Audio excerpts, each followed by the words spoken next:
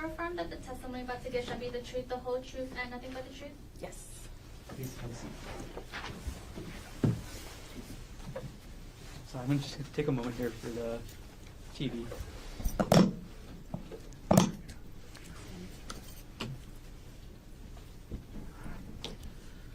Okay, good morning. Morning. As you testify this morning, can you please keep the microphone as close to your face as possible and speak into the microphone as much as possible? Yes. Okay. Can you please state your name? My name is Brittany Kopp. Ms. Kopp, what do you do? I'm an evidence specialist with the Honolulu Police Department. How long have you been employed by HPD? 8 years. What was your assignment on March 24th, 2025 at around 1:43 p.m.? I was asked to report to the Pali Lookout to take photographs and possibly recover evidence. Taking a step back, in general, what are the duties of an evidence specialist? As an evidence specialist, we work alongside the detectives, and they direct us into what kind of photographs we take, diagramming, and then recovery of physical and biological evidence. And one more time, on March 24, 2025, where were you dispatched to? The Pali Lookout. When you arrived at the Pali Lookout, where did you go? Once I got out of the car, I assumed that we would be going to the scenic route where what I know to be the scenic route, which is a flat ground, but we ended up taking a hike. So did you expect to be going on a hike on March 24th? No, I did not expect to be going on any type of hike that day. Okay. What was the hike that you actually ended up going on? People call it the Palipuka hike. And were you actually able to go on the hike yourself? I was with assistance. I had a camera bag, and at some of the points I had to have the officer carry it for me because I had to use 2 hands to climb up. What kind of shoes were you wearing? I was wearing Vans tennis shoes. The flat bottom kind? Yes. Did you actually eventually get up to the trail? Yes, I got to a part where some of the detectives were waiting. Okay. And when you got to that point, what were you directed to do? I was directed to take some photographs of that area, and the detectives also pointed out some red blood-like substances that were also on and near the trail. Let's start with the photographs.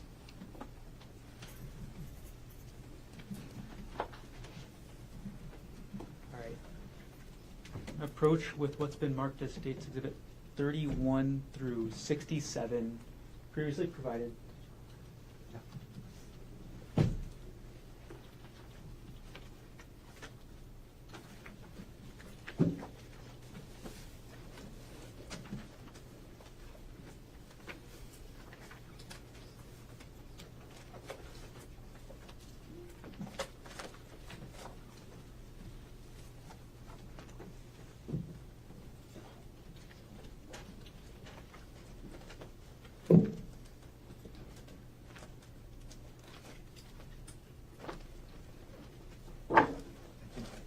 Your Honor, may I approach the witness? You may.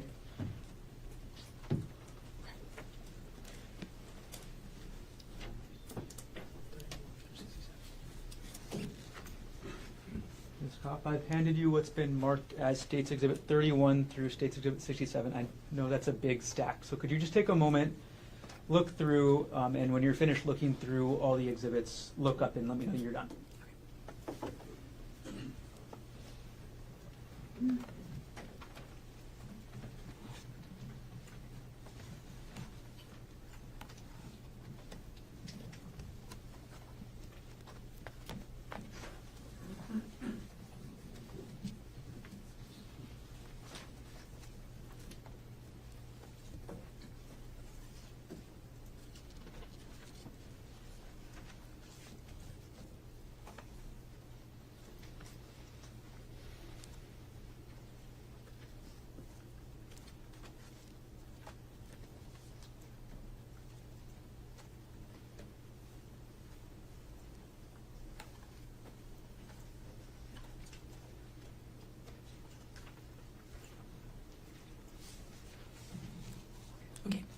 Okay, so do you recognize that stack of exhibits? Yes, I do. Okay. What are they? These are the photographs that I took on March 24th March 24th of 2025. of 2025. And you said you were the one who took these photos? Yes. Do these photos fairly and accurately depict the Palipuka Trail as you were up there and as you observed it on March 24th, 2025? Yes. The state now moves States Exhibit 31 through 67 into evidence. Mr. Otake. No objection. What has been marked for identification as States Exhibits 31 through 67 inclusive will be received into evidence. Okay, Ms. Kopp, we're going to publish them one by one. So I'm going to publish States 31 right now. And we've got that on the screen next to you. And just so you know, to your right-hand side on the witness stand, there's a pointer stick that if you need to refer to anything on the TV screen, can you please use that? Okay. Okay, with States Exhibit 31 on the screen now, first of all, can you tell us what is this photo showing? This is showing the main trail that I was on, and this is where I was instructed to start taking photographs. Okay, you say main trail. How many trails were you looking at up there? There was this main trail, and then there was an area to the right of us that looked like it was kind of like a side trail to go off to walk towards the cliff area. All right, and from this photograph, or Exhibit 31, you said you're looking at the main trail? That's correct. Are you looking up or down the main trail? Looking up the trail. And this side trail you mentioned, where would that be in orientation to States Exhibit 31? It would be to the right. Is it actually pictured in this photo? No. All right, we're going to now publish States Exhibit 32. Okay, Ms. Kopp, we have States Exhibit 32 on the screen. What is this photo showing us?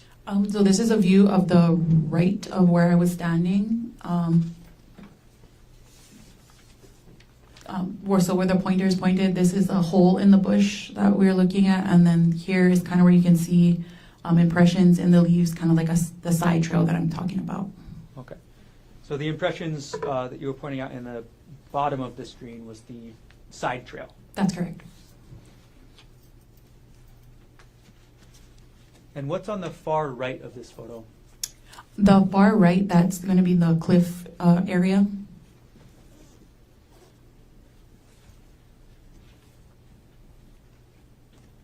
All right, moving on now to States Exhibit 33. Okay, Ms. Kopp, what are we looking at in States Exhibit 33?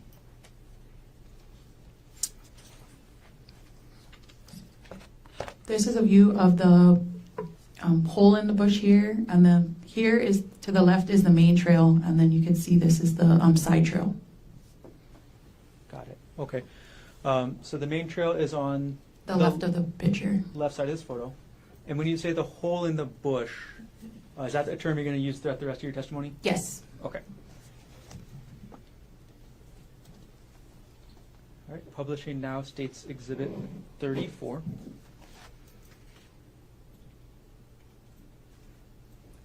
Okay, Ms. Kopp, what are we looking at in this photo?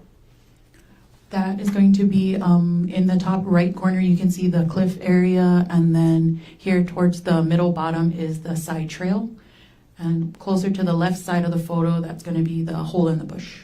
Okay, so which direction are you facing then for this photo? Are you facing towards the main trail or towards the side trail for this photo? I'm facing towards the side trail. Publishing now States Exhibit 35 up on the screen. Ms. Kopp, what does this photo show? That shows a closer view of the cliff view area. At this point where you're taking this photo, are you on the main trail or the side trail? I am on the main trail and I just zoomed in. I see. So between States Exhibit, I'm going to publish them both together. So the left side is going to be States Exhibit 32. The right side is going to be States Exhibit. I'm sorry, I'm misstating myself. The left side is States Exhibit 35, and the right side is going to be States Exhibit 34. Okay, can you describe what you mean by zoomed in? So using my camera, I just used the zoom, what do you say, on my camera, so that I'm standing in the same area, but I'm just getting a more zoomed in view of the cliff area. Okay. So these two photos on the screen, exhibits 34 on the right and 35 on the left, taken from the same place? Yes. Okay, thank you. Okay, Ms. Kopp, we're going to move on now to State's Exhibit 36. What do we see in this photo, State's Exhibit 36? In the middle, you can see there's kind of like the depression or like where the side trail goes through.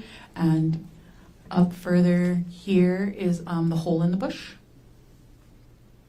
So you directed the middle of the screen, the dirt patch, is that the side trail you're mentioning? Yes.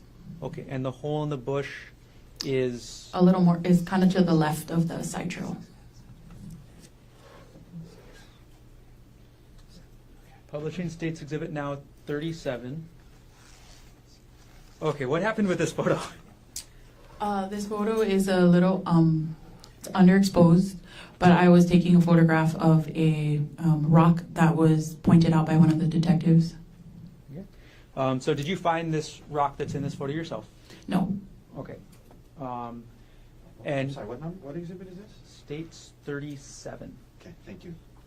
And before I get any further, when you say underexposed, how does a photo get underexposed? Underexposed meaning either due to the shade, because there's a lot of trees, could be a factor. Also that my flash didn't fire, so that's why there wasn't enough light when the photo was taken. Okay. All right. We're going to move on to State's Exhibit 38. Publishing now. Okay, Ms. Kopp, was your flash working for this photo? Yes. Okay. What are we looking at in this photo? So right in the center of the photo, you can see the rock here. Okay. And again, this is, to reiterate, not something that you found yourself, but something you were directed to. Yes. Okay. All right, I'm going to take a pause and take State's Exhibit 38 down, and I'm going to ask you a little bit about the rock. Okay. After you were directed your attention towards the rock, what did you do about that rock? After photographing it, we put it into a clean paper bag. Okay. And what did you do with the paper bag when you were done up at the poly that day? Once I was done at the scene, I took it back to the main office where I packaged it properly with tamper evidence tape, and I later that day turned it into the evidence room. Okay. And did you turn it into Eric Nagayama at the evidence room? Yes, I did. From the time that you collected the rock and sealed it up and turned it into Eric Nagayama, from the time that you collected it to the time you turned it in, was it in your sole custody and control? Yes, it was. During that time, did you tamper with, alter, substitute, or destroy any part of the rock? No. And at this point, I'm going to approach with what's been marked as State's Exhibit, what will be marked as State's Exhibit 2. I need a sticker real quick.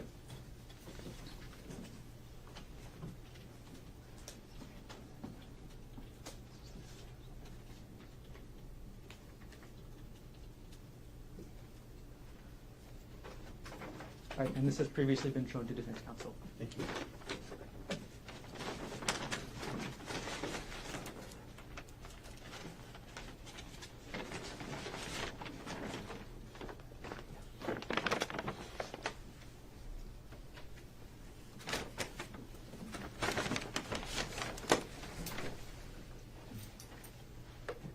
Ms. Kopp, I've handed you what's been marked as State's Exhibit 2. Could you, without showing the jury, look into that bag that I just handed you? Okay. Do you recognize what's in that bag? Yes. What is it? It is item 2, the rock that I recovered. Is item 2 that rock in the same or substantially the same condition as when you recovered it on March 24, 2025? Yes. At this point, Your Honor, the state will move to admit State's Exhibit 2 into evidence. Mr. Otake? No objection. What has been marked for identification as State's Exhibit 2 is received into evidence? And Your Honor, I'd like permission to publish to the jury. Granted. And could I publish by handing it to the jurors to pass around for a moment? Is it sealed? Yes. Yes. Thank you.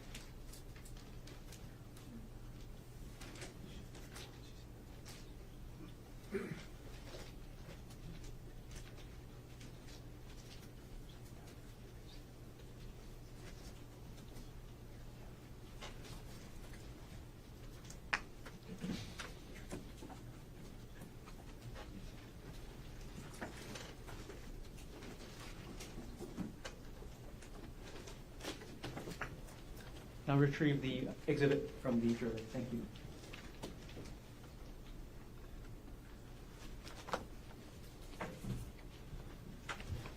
I'm going to hand exhibit 2 to the court clerk.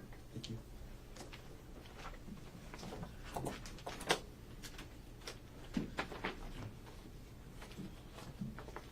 Okay, Ms. Kopp.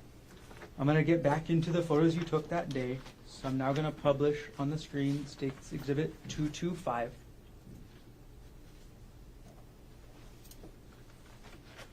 What does this photo show? That is another view of the rock. Publishing now State's Exhibit 40, and I misspoke. The last exhibit was 39. Thank you. So now publishing State's Exhibit 40. Ms. Kopp, what are we looking at in State's Exhibit 40? I am standing in the side trail and I am looking up to the main trail. And I think due to the lighting of the way it's projecting on the TV, the branches here have blood-like stains on them. Okay. And you directed the attention to the branches in the middle of the side trail. Yes. I'm going to zoom in to State's Exhibit 40. Okay. Can you describe what we're seeing in this zoomed in portion? So it's just a close-up of the branches from the photo we were just looking at. And again, I think due to the exposure from the TV, but you can kind of see some red color here. Taking State's Exhibit 40 down and publishing State's Exhibit 41. Ms. Kopp, what does this photo show? This is a view of the main trail, and I am looking kind of at where the there's red blood-like stains here, and the branches are in the right cornered area. That's the zoomed-in area we were looking at earlier. Okay. I'm sorry. Main trail or side trail? This is the main trail. Okay. Have you moved from where the last photo was taken? I believe I'm now standing in the main trail so that I can take a photo of the blood-like stains here. Okay. And you're directing to the bottom middle left portion of the screen? Yes. Zoom in. Okay. And what are you seeing in this zoomed in portion from the bottom middle left part of the screen? There's some blood-like stains on the leaves and the ground area. Taking Exhibit 41 down and publishing Exhibit 42. Ms. Kopp, what do we see in this photo? This is another view of the ground area, and I am trying to get a close-up view of the leaf here, which has red blood-like stains on it. Okay. And is that in the center of the photo? Yes. Right. I'm going to zoom in State's Exhibit 42 to the middle of the photo as you just indicated.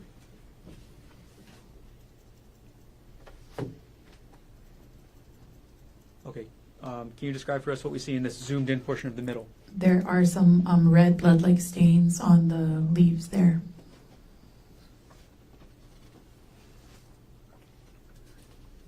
Okay, now publishing State's Exhibit 43. Ms. Kopp, what are we looking at in State's Exhibit 43? This is another view. I am standing on the main trail, and to the left of the trail, kind of off to the middle here, on this leaf, there is red blood-like stains on it. That's a leaf in the left center of the photograph? Yes. Do you take other zoomed in photographs of this leaf? Yes. Okay, I'm going to move on to them. State's Exhibit 44 being published right now. What does this photo show? It's a zoomed-in photo of that same leaf with the blood-like stain. Okay. And again, publishing now State's Exhibit 45. Another view of the same leaf with the blood-like stains on it. Okay. State's Exhibit 46 now. This is another photo of that same leaf with the red blood-like stains on it. Got it. All right. State's Exhibit 47 now. Being published, could you tell us what this photo is of? This is a view of the main trail, so I believe I went back and I stood in the side trail area and I angled my camera towards the main trail to get this photograph. Okay. Are you looking up or down the main trail at this point? Looking up.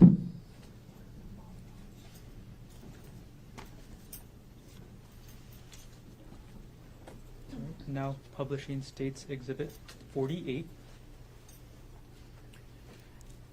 This is another, I'm standing in the side trail still, and I took another photo looking up at the main trail.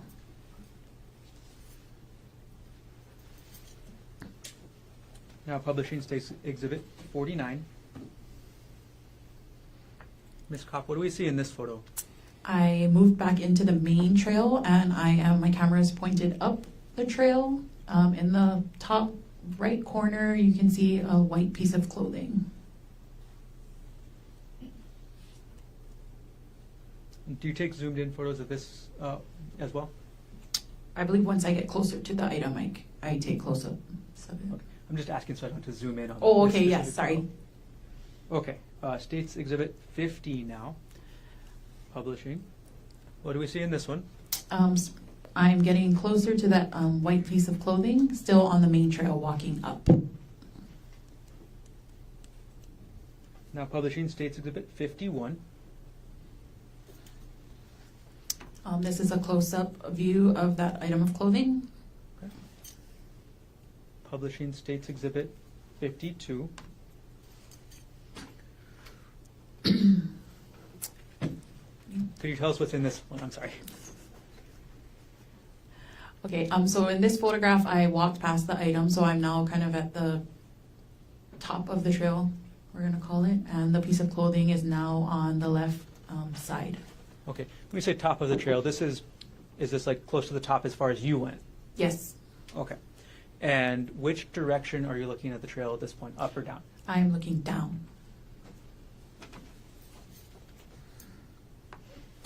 Publishing States Exhibit 53. What does this exhibit show? I'm still at the top of the trail looking down.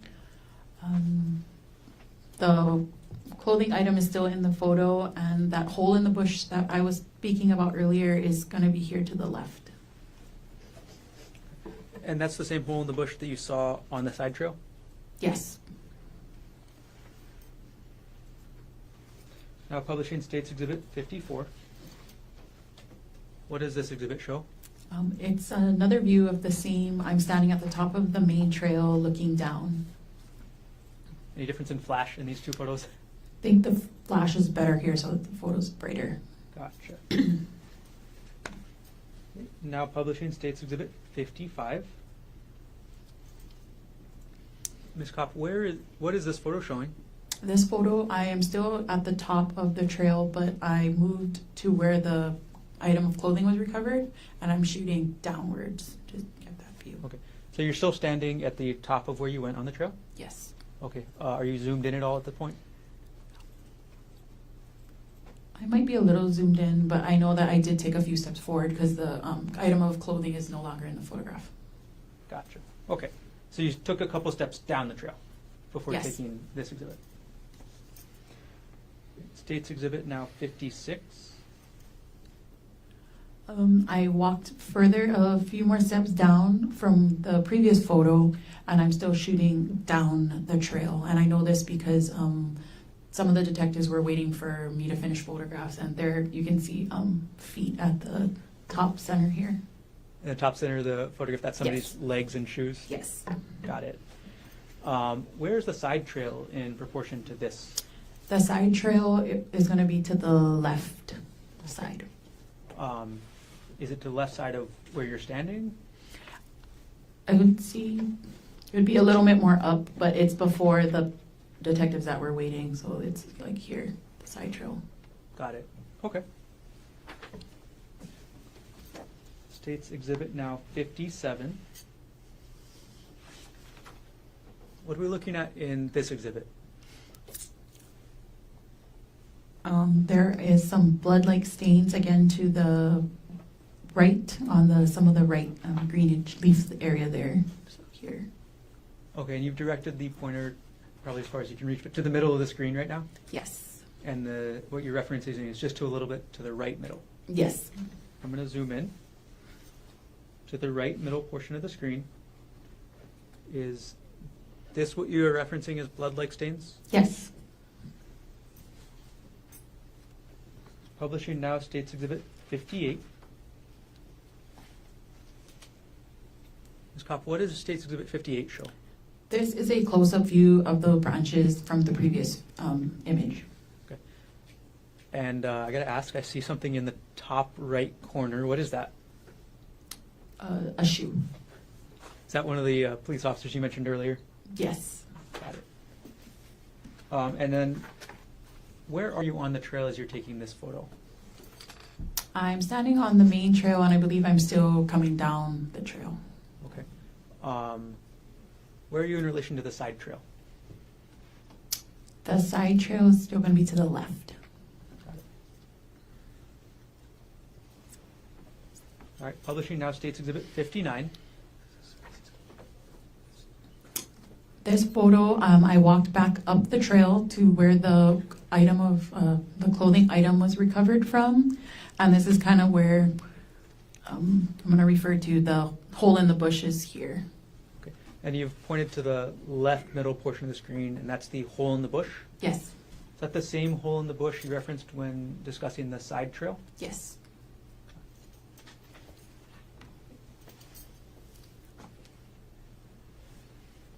Does that hole in the bush go all the way from the side trail through to the main trail? I believe it did. I did not walk through myself, but I know that the hole that we were talking about earlier and this hole is coming from that same bush. Got it. Publishing now States Exhibit 60. What does this photo show? This is, I'm still standing at the top of the trail looking in through that hole in the bush. And I'm kneeling now so that I can get a photo of the blood-like stains here that are on the ground. Okay. And did you take any close-up photos of those blood-like stains? I think I have one more photograph. Publishing now States Exhibit 61. What does this photograph show? So this is another photo, kind of a zoomed-in photo of the blood-like stains seen in the previous photograph. Okay, and can you direct us to where those blood-like stains are on this exhibit? Going to be in the center of the photo. And is there, how many stains are there that you can see? I see two. So there's one in the center and then one more towards the bottom center. Okay. Now moving on to Publishing States Exhibit 62. Ms. Kopp, what does States Exhibit 62 show? This is the cliff area. So the detective wanted me to, using the side trail, to go and take a photograph of that cliff area. Okay. So this is a different, are you taking this photo in the same place as the last photo or a different place? A different place. Okay. So at this point, have you walked to the end of the side trail? Yes.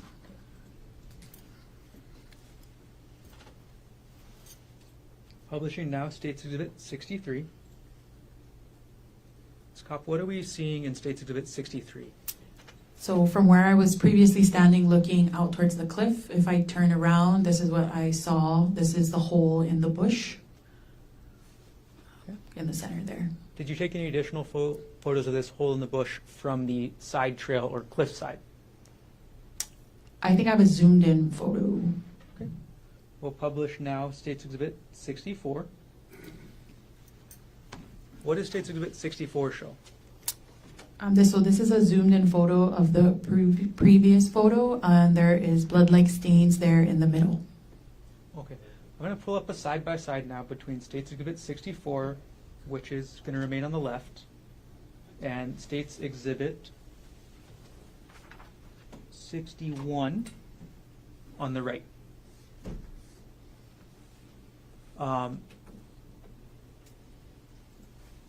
So States Exhibit 64, where was those stains located?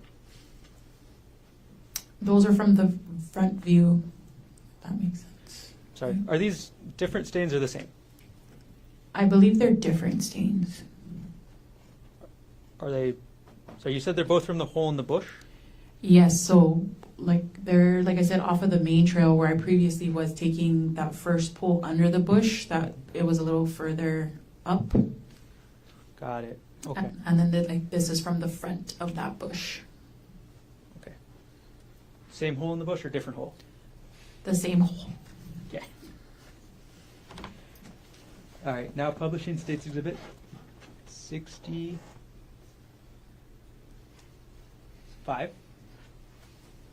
What do we see in States Exhibit 65, Ms. Kopp? 65, I am now back at the top of the trail, and here to the left middle, that is going to be the hole in the bush. Right, and publishing now States Exhibit 66. What do we see in this exhibit? It's another view. Right there in the center is kind of like the hole in the bush. Got it. And last photo for now, States Exhibit 67. And that is just a zoomed in photograph of the previous image. Got it. All right. Take the photos down for a moment, Ms. Kopp. Mr. Garner, can I call a quick recess here? Yes. We went for a while. So, ladies and gentlemen, we'll take a short recess, 10-minute recess. Ms. Alpha Fisher will get you at 11:55. Then a short session up until 12:30 before we break for our lunch. Keep your notebooks on the chair. All right.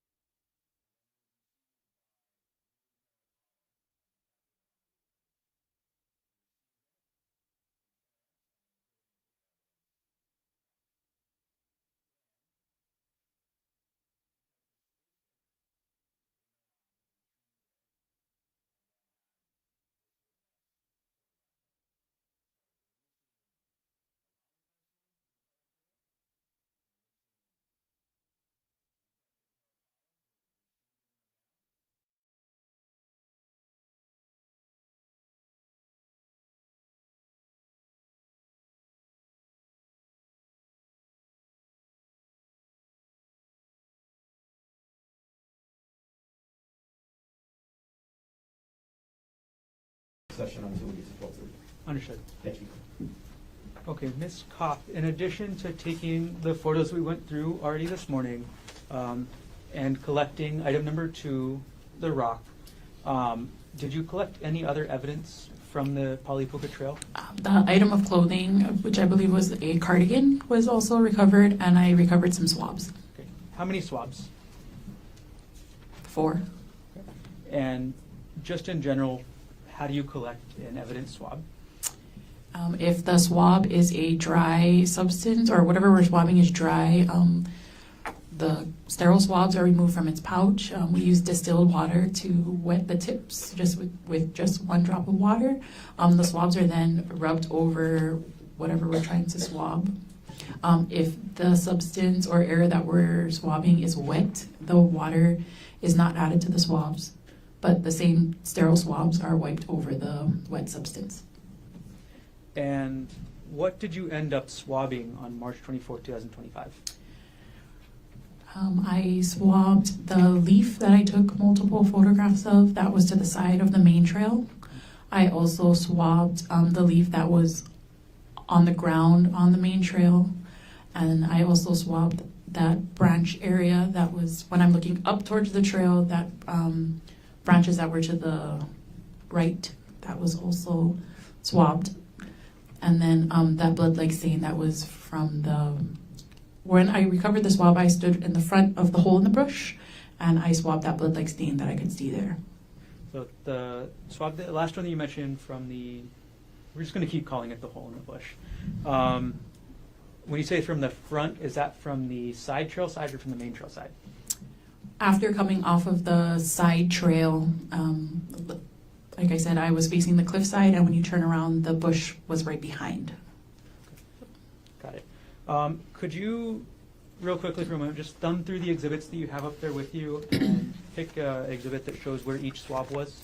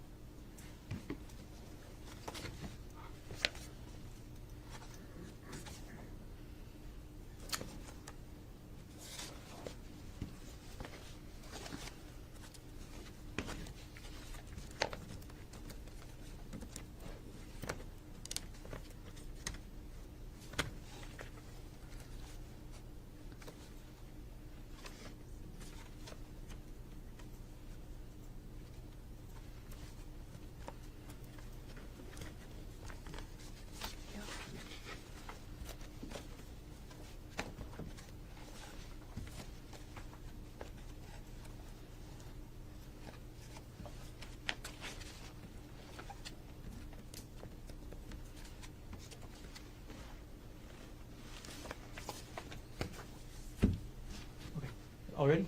Yes. Okay. And the first swab you mentioned, was that the swab of a blood-like stain recovered from a plant off the trail? Yes. Okay. What exhibit is the photograph that shows that? Exhibit 46. I'm going to put that up on the screen. Publishing now states Exhibit 46.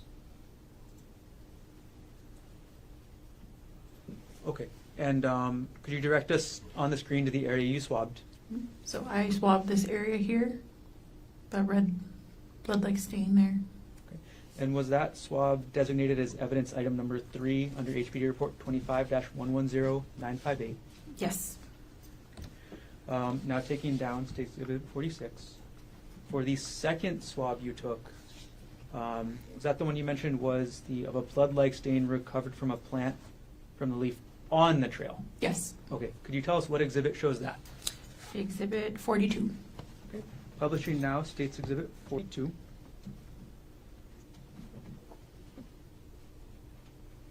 Okay. And which area of this photo did you take that swab from? In the middle here, the leaf that's on the ground there. Okay. I'm going to zoom into this exhibit. Okay. Could you point us now to the leaf that you swabbed? Sorry, it's kind of blown out here, but right here you can kind of see the red color. And was this submitted as evidence item number 4 under HPD report 25-110958? Yes.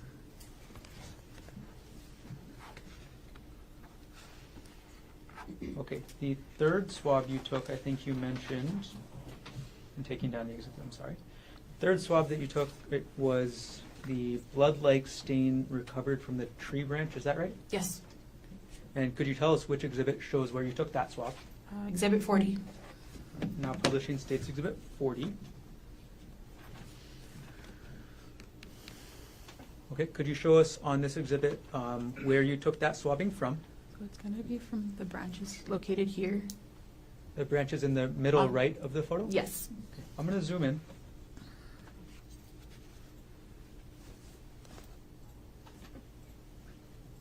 Okay, could you point us out to where the blood-like substance that you swabbed was? So it would be here, this area here. Okay, and you're directing us to the left side of those branches. Yes. And was this swab of the branches from right next to the trail, was that designated as item number 5 under HPD report 25-110958? Yes. Okay, and the last swab you mentioned, where was that from? I recovered it standing from the front of using the side trail and then viewing the hole in the bush from that side, from the front of it. I swabbed the blood-like stain that was located where I could see from there. Okay. And what exhibit shows that best? Exhibit 64. 64. Publishing States Exhibit 64.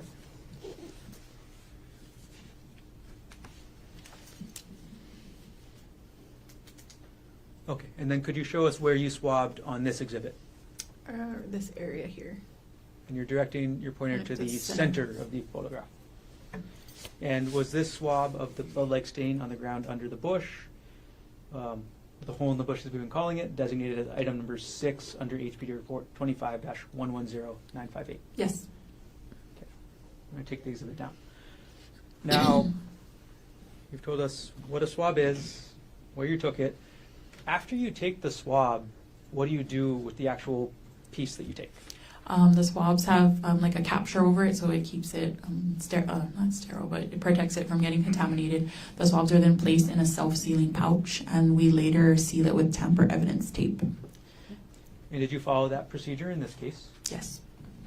And then after you sealed up the swab in the pouch, with the cap, with the tamper-proof tape, where did you take it? Once getting back to the main station, I created evidence sheets and I turned it into the evidence room. And was that to Eric Nagayama? Yes. And from the time that you collected the swabs labeled as items 3, 4, 5, and 6, to the time you gave the swabs to Eric Nagayama at the HPD evidence room, were they in your sole custody and control? Yes. During that time, did you tamper with, alter, substitute, or destroy the contents of any of those 4 items? No. During that time, did anybody else open the self-sealing package at all? No. Okay. One last section, Ms. Kopp. In addition to your work at the scene on the Pali-Puka Trail, did you also participate in the execution of a search warrant on a black Nike bag listed as item number 47 under HPD report 25-110958? Yes. What was your role in the execution of that search warrant? I was assisting taking photograph of its contents. Okay. I'm going to approach now with what's been marked as States Exhibit 87 to States Exhibit 103, previously shown to defense. May I approach the witness? Yes. And I'm going to collect all the other exhibits from those.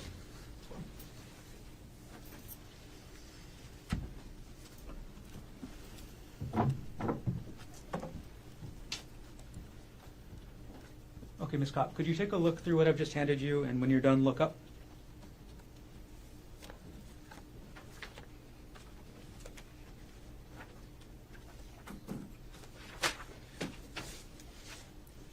Okay. Do you recognize what I've handed you? Yes. What are these? These are photographs from the search warrant I assisted with. And do these photographs fairly and accurately depict that bag that you helped execute the search warrant on and took photographs of, as well as the contents of that bag? Yes. At this point, the state will move States Exhibit 87 to 103 into evidence. Mr. Otake. Subject to our previous record. Yes. What has been marked for identification as States Exhibits 87 to 103 inclusive will be received into evidence. And for the record, the state will reserve publishing on these exhibits for now. Thank you. I'm going to collect the exhibits from you, Ms. Kopp.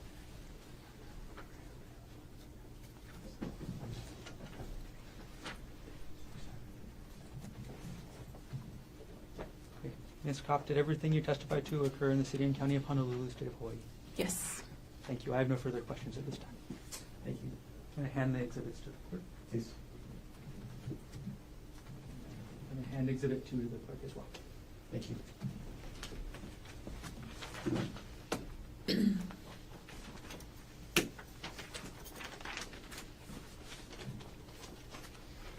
Mr. Otake, cross-examination. Oh, I'm so sorry. Yes, Your Honor, 1 second.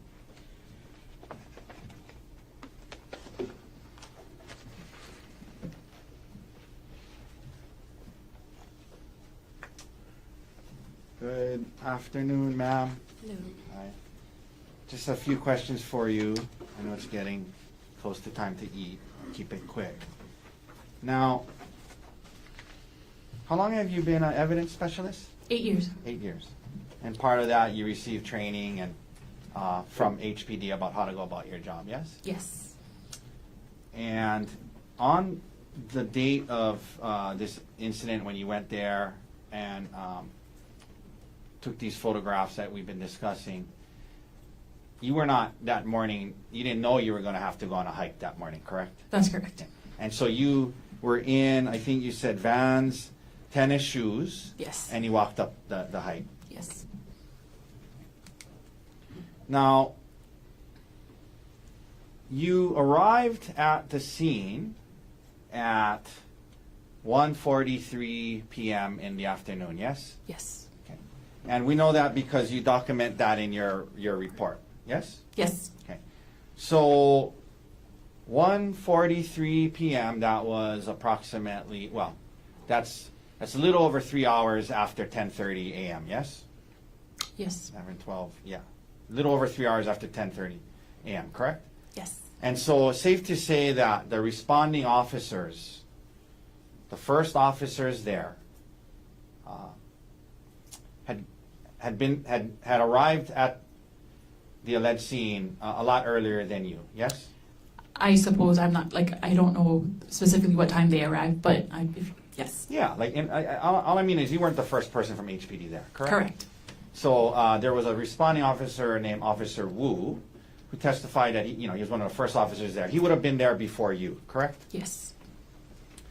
Now, you go up on this trail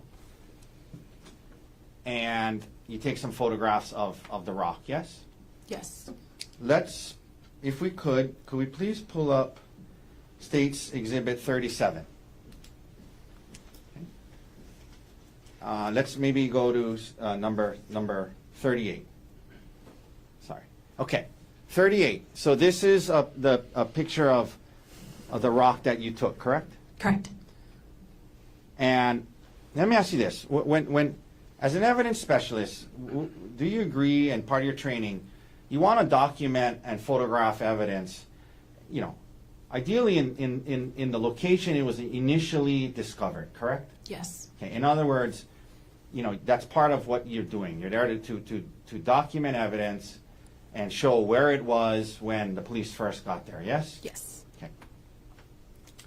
And so when you got up there, you took a picture of this rock, and it was right in that area there with the leaves around it and whatnot, yes? Yes, sir. Okay. And this would have been after the first officers, including Officer Wu, got there, correct? Yes. Could we please, Mr. Dirks, pull up what's already in evidence marked as State's Exhibit 6? Okay. So you see here, this is State's Exhibit 6. And the rock is kind of in that clearing little pathway. Yes. Okay. And that's not where you photographed it, was it? No.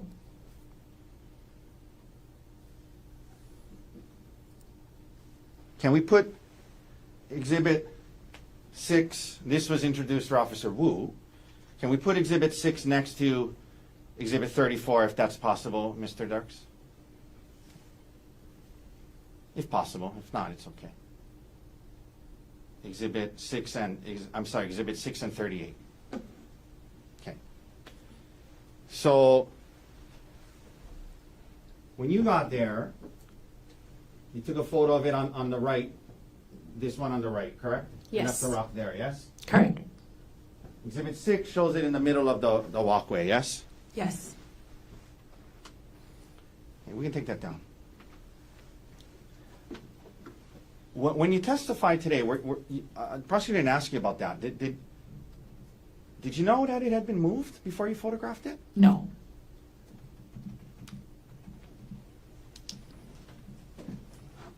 You thought you were photographing it where it was initially discovered, correct? Yes. And that's kind of an important piece of information, isn't it, ma'am? In terms of, as an evidence specialist, if you're going to photograph something and kind of represent that's where it was found, it's kind of important. And I'm not blaming you, right? Obviously, nobody told you, but it's important. It's important. You know, if you're photographing something where it had been moved and not where it was initially found, that's kind of an important thing to maybe note in your report or know as an evidence specialist, correct? Correct. Okay. And in fact, had you been told that by the officers that it had been moved, you probably would have documented that, yes? Yes. Thank you, ma'am. No further questions. Thank you. Any reader? No, thank you. Ms. Cobb, thank you very much. Thank you.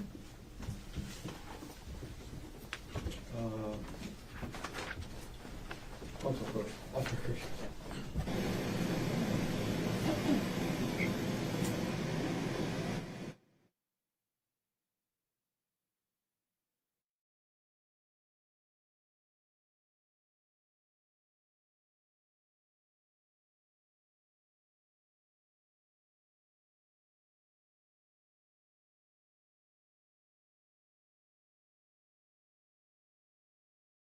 Next witness will be Mohammed Salame.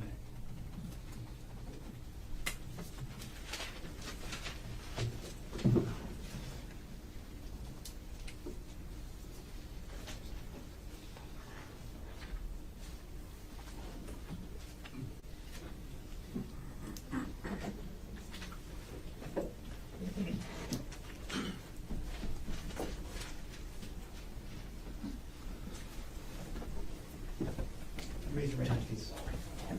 You do solemnly swear affirm that the testimony about to give shall be the truth, the whole truth, and nothing but the truth? I do. Please have a seat. Thank you.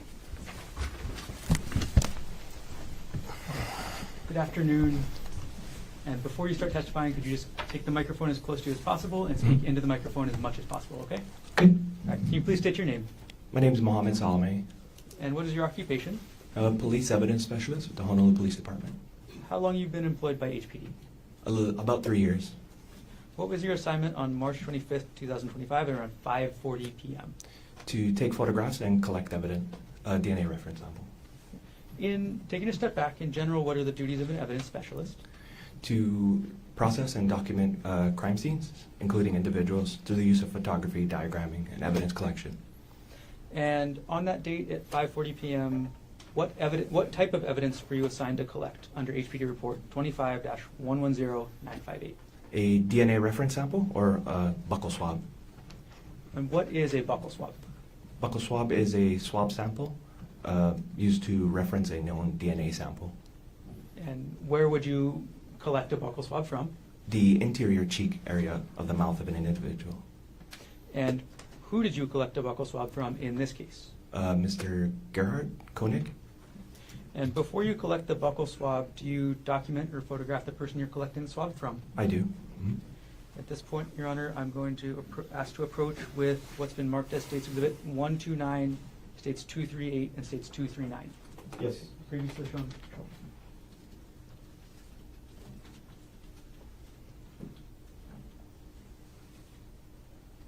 Can I approach the witness? Yes.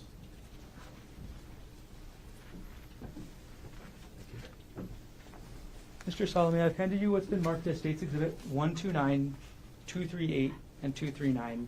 Could you take a look at those three exhibits, and when you're done, look up? Do you recognize what I've handed you? Yes.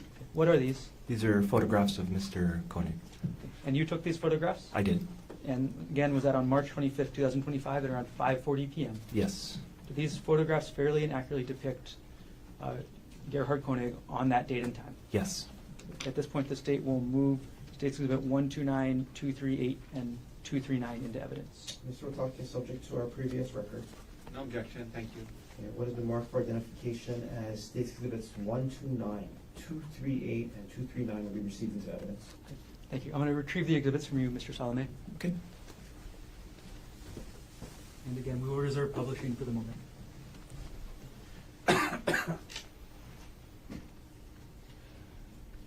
Okay. Could you walk us through the mechanics of how you actually collected the buccal swab from Mr. Konig? Of course. Or Dr. Konig, I'm sorry. Yeah. I start with a new pair of gloves, new pair of swab. I begin by swabbing or collecting the sample from the interior cheek area, left and right cheek area, also known as the buccal. And then after collecting the sample, I cap the sample, place it into a self-seal envelope, and then seal it into a manila envelope.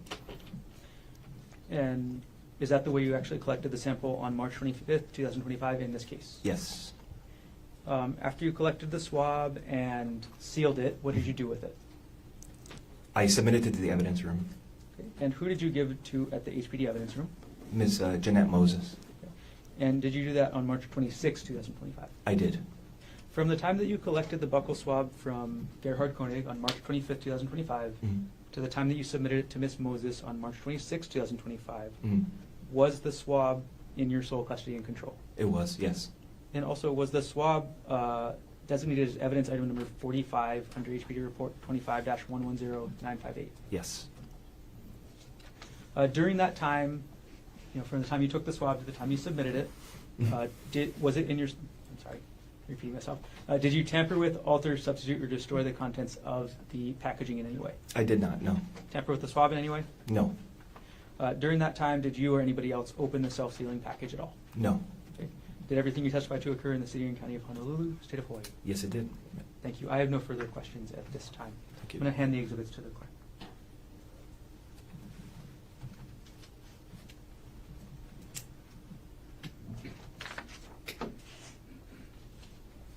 Thank you. Cross-examination. Very briefly, thank you, Your Honor. Good morning, Mr. Salome. Good morning, Is that sir. how, is I saying that right? That's Salome? correct. Thank you for being here. I just had a couple of questions. The photographs that you just, you were just shown, 238, 239, and 129. Did you take those at the same time that you were doing the buccal swab? Yes. Okay, so you indicated that on March 25th, 2025, the buccal swab you took at 5:40 p.m. roughly, yes? Yes. And you would have done the photographs roughly at that same time, correct? Yes, prior to collection. Right before. Okay. Yes. So 5:40 p.m. on the 25th of March is 10:30 a.m. on the 24th of March. 5:40 p.m. is about 31 hours later, correct? I wouldn't be able to. Yeah. So if we go 10:30 a.m. on the 24th, Okay. then we go to 10:30 a.m. on the 25th. That's 25 hours, right? Okay. And then from 10:30 on the 25th to 5:30, that's 7 hours, right? 10:30 to 5:30, right? 10:30 to 5:30. Yeah. Okay. So you took these photographs, 24 hours plus 7, 31. You took these photographs 31 hours after 10:30 a.m. on the 24th, correct? Sorry, 25 plus 7 is 32. 24 plus 7. 24 plus Yeah. 7, 31. Yes. Yeah, Okay. yeah. 31 hours after 10:30 a.m. on the 24th, Okay. correct? Yes. Okay. And let's publish it. Let's publish these now, since they're in evidence. Okay. So if we could exhibit 238, it's going to be on the screen here. Okay. So that's a photograph you took when you were doing the buccal swabs of Dr. Konig, yes? Yes.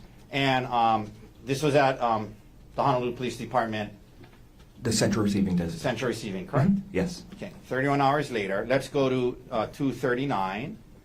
Okay. Can we zoom in on his ear and his cheek? Is that possible? Okay. So That's his ear and his cheek, 31 hours later. And then if we could go with 129.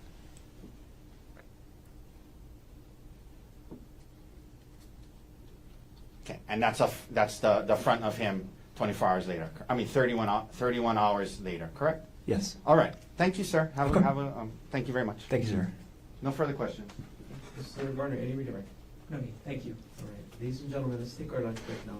Leave your notebooks on your chair. Have you come back at 1:30 this afternoon and talk to me about this case. Keep an open mind. Do not try to learn about this case outside.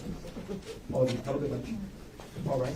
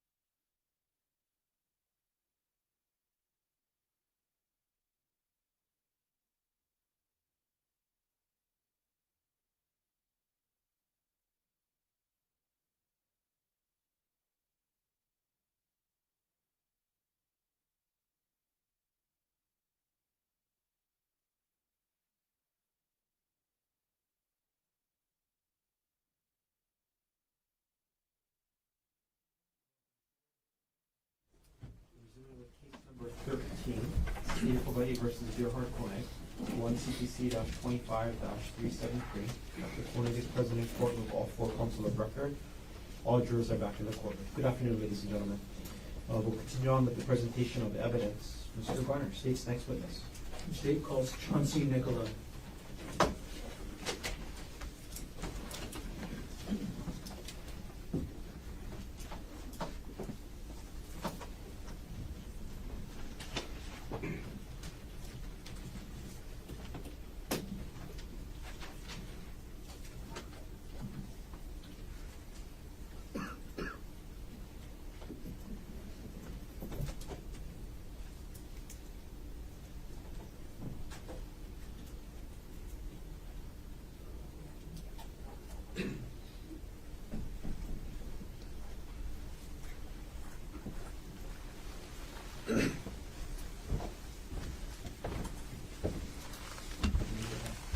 You do solemnly swear or affirm that the testimony about to give shall be the truth, the whole truth, and nothing but the truth? Yes. Please have a seat. Good afternoon. That's it. Sorry. Sorry. As you testify today, could you also speak as much into the microphone as possible? Yes. Okay. Could you please state your name? Chauncey Nicola. And Mr. Nicola, what do you do for work? I'm a Honolulu police officer. How long have you been employed by HPD? Just about 9 years. Were you employed and on duty on March 24th, 2025? Yes. On that date, what was your assigned unit? I was assigned to the Criminal Investigations Division's Strategic Enforcement Detail. And what does the strategic enforcement detail generally do? We either handle cases or we assist other detectives or other details within the Criminal Investigations Divisions. And on about 12:45 p.m. on March 24th, 2025, where were you dispatched to? The Palipuka. When you got to the Palipuka, what were you assigned to do? We were assigned to look for the suspect and go up into the mountain, into the trail area. And did you actually do that? Yes, I did. Okay. And when you say go up into the mountain, where exactly did you go? So we had to go up to the initial scene and canvass the area and look for different routes in different areas that he might have went, or just that whole mountainside area. What was the terrain like on that mountainside area? It was steep, it was rocky, there was dirt. What was the ground brush cover, if there was any, like?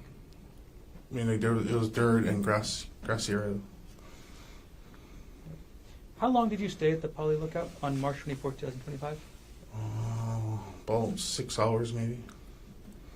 What time did you end up leaving? Right around just about 6 p.m. Who was with you when you were leaving? Officer Koki and Officer Borges. And where were you instructed to go at around 6 o'clock p.m.? Back to the main police station on Baratano. So you're going back towards town, or you're going towards Windward Side? We're going town-bound. So we left Palipuka and we went Pali, but we went town-bound towards the main station. And can you describe the vehicle that you and the other 2 officers were in? So we're in an unmarked HPD police vehicle. It's a Nissan Quest, gray in color. Say Nissan Quest. What kind of vehicle is that? It's a van, a regular van. And where were you positioned in that Nissan Quest? I was driving the van. I know you talked a little bit about it, but can you clarify the route you were taking to get back from the Pali Lookout to the main station? Okay, so we left. We were at the top part where that rock wall was. We parked, then we left, and we went down towards Pali, so the Nuuanu Drive. Nuuanu Pali Drive? Pali Drive, yeah, to Pali Highway. As you were driving down the Nuuanu Pali Drive, what did you observe? As we pass everybody, we go down. I see a male emerging from the brush area behind this tree, like the forest area, come across the roadway. Can you describe the male that you observed? Yeah, he was average height, maybe 5'7", 5'8". He was wearing a white shirt, blue pants, which he had like blood on his shirt. Or what looked like blood? What looked like blood appeared to be blood. How close did you get to the male in the vehicle? So after we continued to drive down, we pulled just alongside. So if this is my vehicle, he was approximately right there. And for the record, you just demonstrated about an arm's length. Length, a little bit past the arm length away. Okay. And he got a little bit past an arm length away from your vehicle? Yes. Did you recognize that male to be anybody relevant to your investigation? Yes, the suspect. And that's based on the description you were given? Yes. If that person is, if you were able to see that person again, would you be able to recognize him? Yes, I would. If that person is in the courtroom, can you point to that person and let us know an article of clothing that they're wearing? Sitting in the middle with the blue collared shirt. And may the record reflect the witness has identified the defendant. Record will reflect identification as we made. And you ID'd, who did you ID the male as, name-wise? Well, Gerhardt Konig. Konig? Sorry. So once you observed the male and ID him as Gerhardt Konig, what actions did you take? So we pulled alongside. I told my other fellow officers in the car that was him, and then we pulled up, and then I put up alongside of him. I said, "Hey, police, stop, and let me see your hand." Okay. Now, when you said, "Police, stop, let me see your hands," can you tell us what kind of voice you used when you do that? I mean, I used kind of a loud, commanding voice so that he could hear. Officer Nicola, I'm sorry, I'm going to ask you this. Do you mind demonstrating? Yeah, so I pulled up and I said, "Hey, police, stop, let me see your hands." And after you said that, did you give the defendant a chance to comply? Yeah, so he looked at me. He looked back.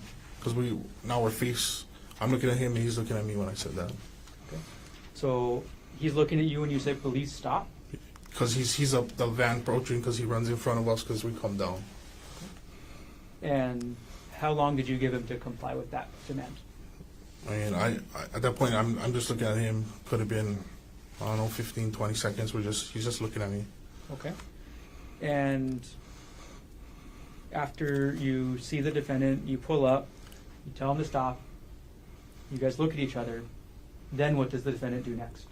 Then he turns and he runs away from my vehicle to this brushy, like that grassy area because we're still in the roadway. Okay, you say he runs to a brushy or grassy area. Can you describe Like the area? it's just like it's the road and it's like grass and dirt area and then there was like bushes beyond that. Okay, as the defendant ran toward the road and the grassy area and the bushes, what did you do? And then put my vehicle in park. I exit my vehicle and I gave chase after him. Did anybody else pursue as well? Yeah, my other two partners are with me, but they were on the other side of the vehicle, so I didn't see when they came out or anything. I was just focused on running ahead of me. So of the three officers, who got to the defendant first? I did. What happened when you got to the defendant? So as I got closer, I reached out and I grabbed his right arm to try. I'm still yelling, "Police, stop, police, stop," and I was able to grab onto his right arm. After you grabbed the defendant's right arm, actually, pause that. Yes. Restart the question. You said you kept yelling, "Police, stop"? Yes. How many times? I just kept yelling as I was running. Multiple times I just was yelling, "Police." Okay. And going forward again now, Yes. after you grabbed the defendant's arm, what did the defendant do?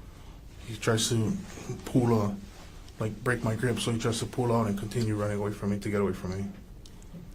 And as the defendant's pulling away from you, Right. when you're grabbing his right arm, what happens with you and the defendant? We're in this like grassy, like muddy area, so I lose my balance and he loses balance, so we both fall down and I fall on top of him. Right. Who falls on top of who? I fell on top of him. Okay, so now at this point, you and the defendant have both fallen, and you've fallen on top of him. What did the defendant do next? Starts reaching for, he has this like black, I don't know, side bag, I don't know what you call it. It's like, he has it around him, he starts to grab for it. And once you see the defendant reaching for this bag, what do you do next? I'm trying to use my physical strength to pull the bag away from him, which I was able to, and I'm able to pull it off of him and get it away from him. And so were you actually able to get the bag away from him? Yes, I did. So what did you do with the bag once you got it away from the So once defendant? I got it away, I threw it on the side of me to get it away from me and him, away from arm length reach from anybody, so he couldn't grab the bag again. Right. So at this point, now that you've gotten the bag away from the defendant, what happens next? Well, he's still trying to push and fight, and he's trying to like grab all over. So I don't know what he's going for. He's reaching for his waist. He's going for his pants. So I don't know if he has a weapon or not. So I continue to try to gain control of him. And as defendant's doing this, as he's reaching for his waist and all this, how do you attempt to gain control of the defendant? So I give him some distractionary strikes to his large muscle group area. Okay. And when you say distractionary strikes, could you explain for us what that means? Well, I give him close fist strikes. And when you say large muscle groups, what do you mean by that? I'm trying to hit his arm areas and his legs. And how many distractionary strikes did you do? About 6 of them. Ultimately, was the defendant apprehended Yes, he was. and arrested? Yes. After the defendant was arrested, what happened with his backpack? So then, after he was arrested, I went back and grabbed the bag. I put it in a brown paper bag and I secured it until the detective came. Okay. And once the detective came, what did you do with the backpack? I then transferred custody and gave him the bag. Did you take any photographs of the defendant and his physical condition on March 24th, 2025? Yes, I did. Your Honor, may I approach with what's been marked as States Exhibit 132, 235, and 237? Yes. I'm sorry, 236. 132, 235, and 236, or what was the wrong one? 237 or I apologize. There's 4 photographs, and I missed one. So we have 132, okay? 235, 236, and 237. Thank you. Thank you. All right, may I approach?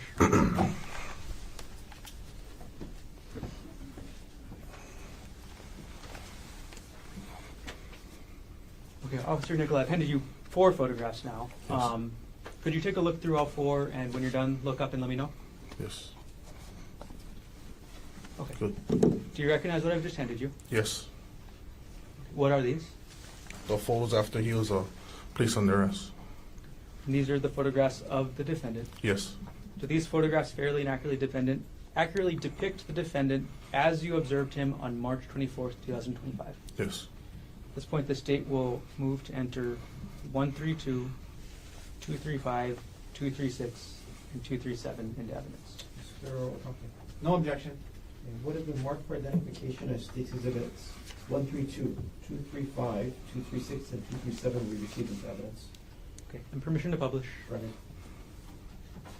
Okay, Officer Nicola, I'm going to put those photos up on the screen. Starting with Exhibit 132.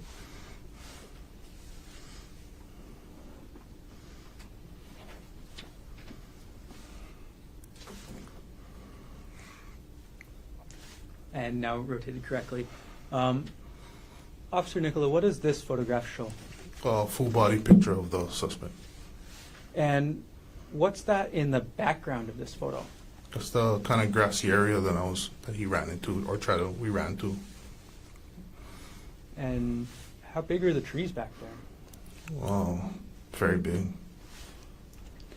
Publishing now States Exhibit 235.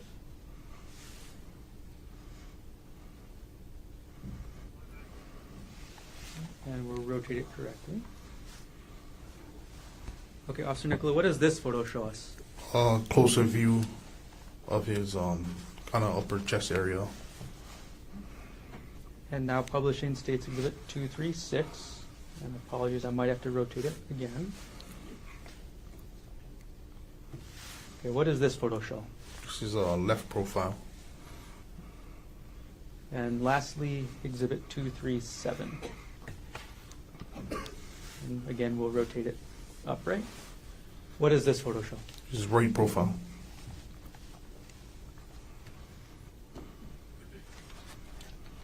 I'm going to take the exhibits down. After you arrested the defendant, Officer Nicola, where did you take him? Took him to Straub Hospital. Why did you take the defendant to the hospital? Just because when we took him down, there was force used and stuff, so We always take the suspect to the hospital. How long did you and the defendant stay at the hospital? Only about 5 hours.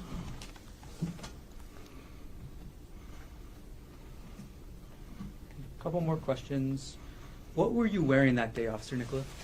I was in a plainclothes attire, so I had a t-shirt, pants, and I had my badge from my neckline, and then I had my gun belt underneath my shirt and stuff. Sorry, where was your badge actually displayed on your body? It was on my chest area. And last couple of questions. Officer Nicola, how tall are you?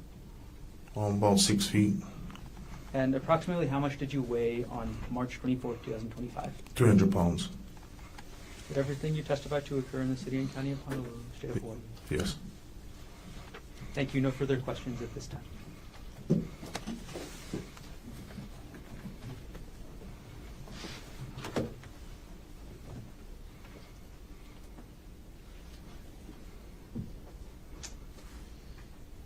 Okay, cross-examination. Good afternoon, Officer Nicola. That's right. Just a few questions for you. You mentioned that you, on the day of this incident, were part of something called the Strategic Enforcement Detail, is that right? Yes.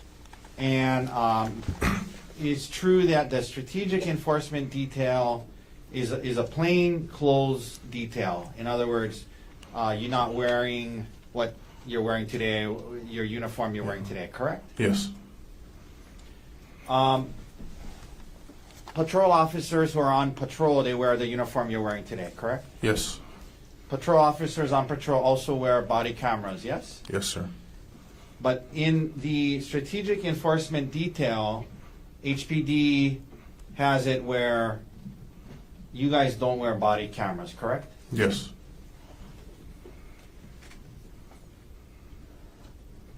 So the patrol officers who have body cameras on, it records the interaction, it records what you guys did, what the suspect did, what was said, what wasn't said, correct? For a patrol officer, right? Yes, sir. But you guys, no body cameras, correct? No, sir. And that's a decision by HPD, yes? Yes. You mentioned being in an unmarked van, is that right? Yes, sir. And when you say unmarked van, sir, you just mean it's just like a van, like it doesn't have any HPD, No logos, no lights and sirens, nothing like that. no sirens. Nothing. And no dash cam either? No, sir. No body cam, no dash cam, unmarked vehicle, correct? Yes, sir.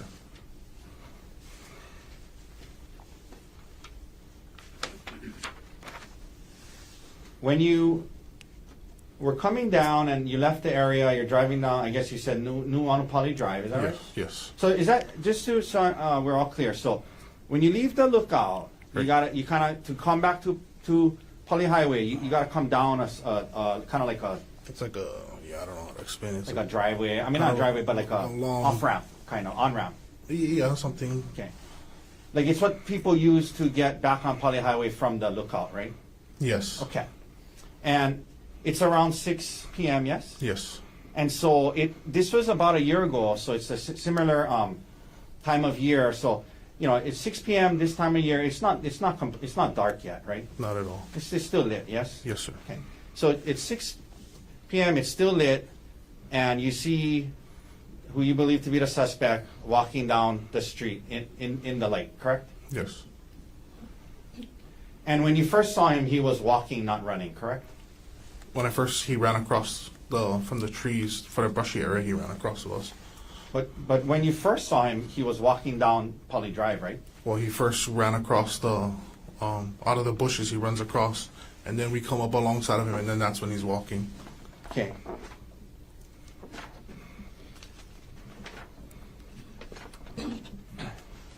Oh, I see. So he ran across and then he was walking. Then he's walking alongside Got because it. we drive up, right? Got it. Okay. And then he was walking down when you guys put up next to him. Yes. Okay.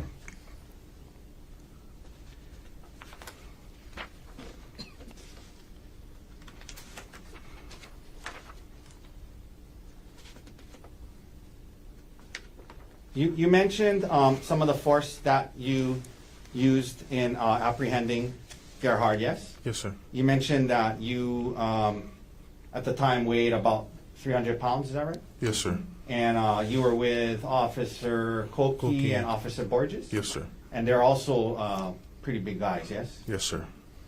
And you mentioned some strikes to his large muscle area to get compliance. I think you said maybe about 6 strikes to his large muscle area, correct? Yep. And his muscle area you're talking about is like his arms, his legs, the core of his body, correct? Yes, sir.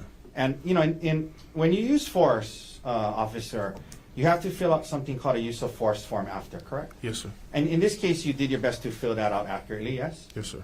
So it's true then that in the process of apprehending him these strikes, you did not hit him in the face or head, correct? Yes. That's correct. Yep.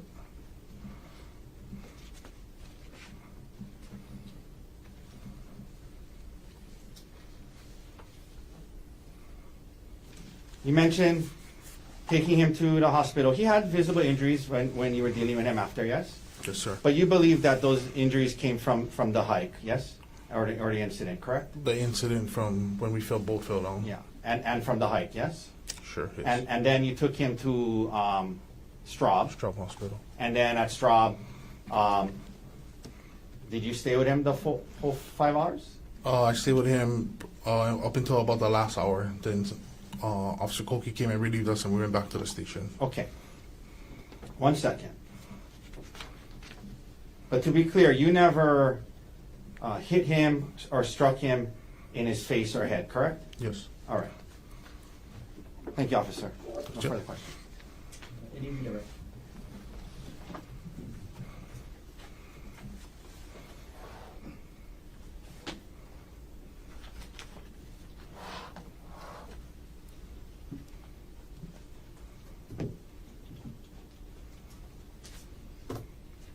Officer Nicola, do you know what body part the defendant landed on when you fell on top of him?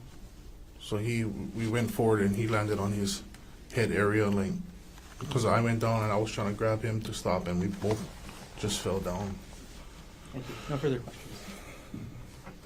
Any recross? No. Thank you, officer. Officer, thank you. You Is said there one no. about that? I think that's over here. You can go ahead and watch that first.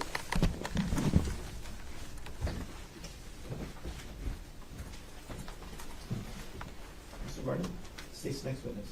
Called Riley Borges.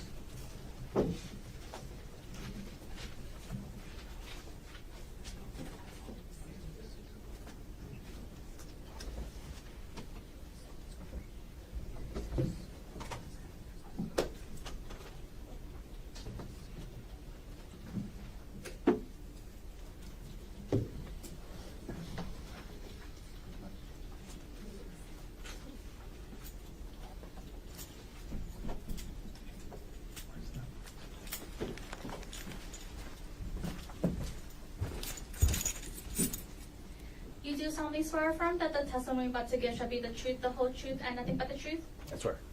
Please have a seat. Thank you, Aaron.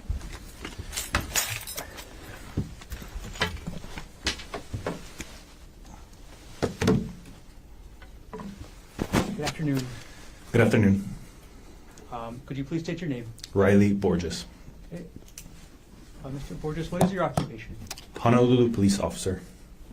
How long have you been employed by HPD? Almost 6 years. Were you employed and on duty on March 24th, 2025? Yes. On that date, what was your assigned unit? I was part of the Criminal Investigation Division, Strategic Enforcement Detail. And at around 12:45 p.m. on March 24th, 2025, where were you dispatched to? I was dispatched to a hiking area known as the Palipuka.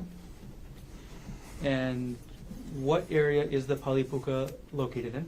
It's located off of Pali Highway on Nu'uanu Pali Drive. And before you get to the puka, do you got to go to the lookout? Yes. When you got to the area that day, what were you asked to do? I was asked to canvass the area, the forestry area, to look for the suspect or evidence or anything that stuck out to us. When you say you're looking to canvass for the suspect or evidence, what was the primary objective? Primary objective for myself and like our small unit was to look for the suspect. Did you actually go up the Palipuka Trail? Yes. How far up the trail did you go? I went all the way to the Puka, which is approximately about a 20 to 30 minute hike if you're going pretty fast. And can you describe the trail and the condition of the trail up to the Puka? Yes, it's all dirt, some grass, loose footing, areas that have a steep incline. There's some areas that previously people tied up ropes because it's very steep to get up there. And then some areas where it's very narrow, that the cliff is right to your right. Which side, sorry, when you say it's to your right, is it the windward side or the town side? Be windward side. And do you know how big the cliff was? I would say approximately close to 1,000 feet. And when you were up there that day, what was the wind level like? It was very windy.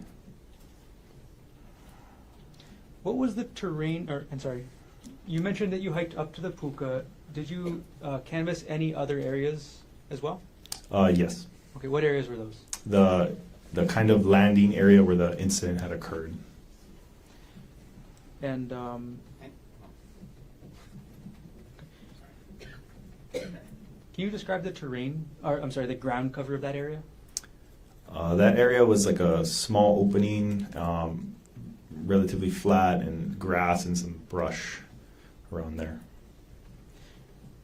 And then can you describe the ground cover generally of the area you canvassed? Generally, the trail itself is kind of a beaten path. You know, it's got some grass, but overall dirt and some rock. But as soon as you go off the trail, it gets to dense forest, dense bamboo, and other shrubs and bushes. Did you search the bottom of the cliff yourself? The windward side, you're asking? Yes. No, we weren't able to access that area. How long did you stay at the Pali Lookout area on March 24th, 2025? Around 5 to 6 hours. And what time did you leave? Approximately 1800 hours, 6 p.m. Thank you. Who was with you? I was with Officer Nicola and Officer Koki.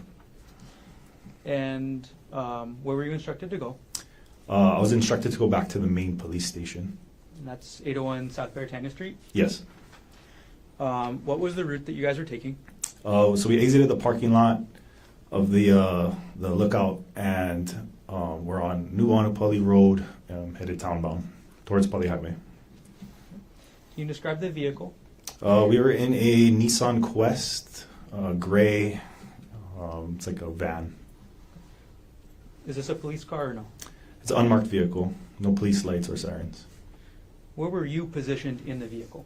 I was in the second row, and I was in the middle, so I could see like the windshield. Yeah.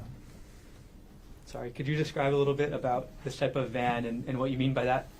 I guess the best way to describe it is like a soccer mom van. It's, you know, a passenger van. It can hold like 7 people. It's got the automatic sliding doors, that kind of stuff. Got it. Okay. And then, so second row, was there a row behind you? Yeah. And as you were driving down New Wanupali Drive in the middle seat, what did you observe? From about 100 yards away, I could see a male exit what appeared to look like he exited the brush area and onto the road. Can you describe the male that you observed? From about 100 yards away, I could just see that it was a male, lighter in skin color, and I saw like blue clothing of sort. How close did you get to him in that vehicle? From 100 yards, when we first saw him, we drove right up to him. And then once you drove right to him, what window of the vehicle were you seeing him out of? The windshield, primarily. And were you able to make any other visual observations as you got right up close? Yes. While we were still driving, from about 20 yards away, I was able to identify who the suspect was. Who did you identify him as? Gerhardt Konig. And how did you identify him? I had previously looked at his Hawaii driver's license on our computer system to familiarize myself with his appearance. If you were to see that person again, would you be able to recognize them? Yes. If that person is in the courtroom today, could you point at an article of clothing and let us know what they're wearing? Yes. A blue long sleeve button-up shirt. Your Honor, may the record reflect the witness has identified the defendant. Record reflect identification was made. Okay, so Officer Borges, you observe the male and identify him as Gerhardt Konig. What actions do you take next? From there, Officer Nicola parks the vehicle, and he exits first, and well, simultaneously we're all trying to exit, but I have to exit through the right side, which is the passenger side, and that is the opposite side that the suspect is on. Were you saying anything as you exited the vehicle? Yes, I was saying, police, stop, resisting. Could you tell us the type of voice you were using when you were saying police stop? Loud, commanding voice to announce my presence and to stop. Officer Borges, if you could, maybe you lean back from the microphone before you do this, but could you demonstrate? Yes. Police, stop! Thank you. Did you give the defendant a chance to comply? Yes. About how long? A few seconds. And how many times did you say police stop? I don't know exact number, but we're trained to just continuously say that until we get compliance. What did the defendant do after you said police stop? As I was saying police stop, I noticed that he was trying to go further into the brush area, which is immediately off the road is the forest. All right. And after you see the defendant going towards the forest, what do you do?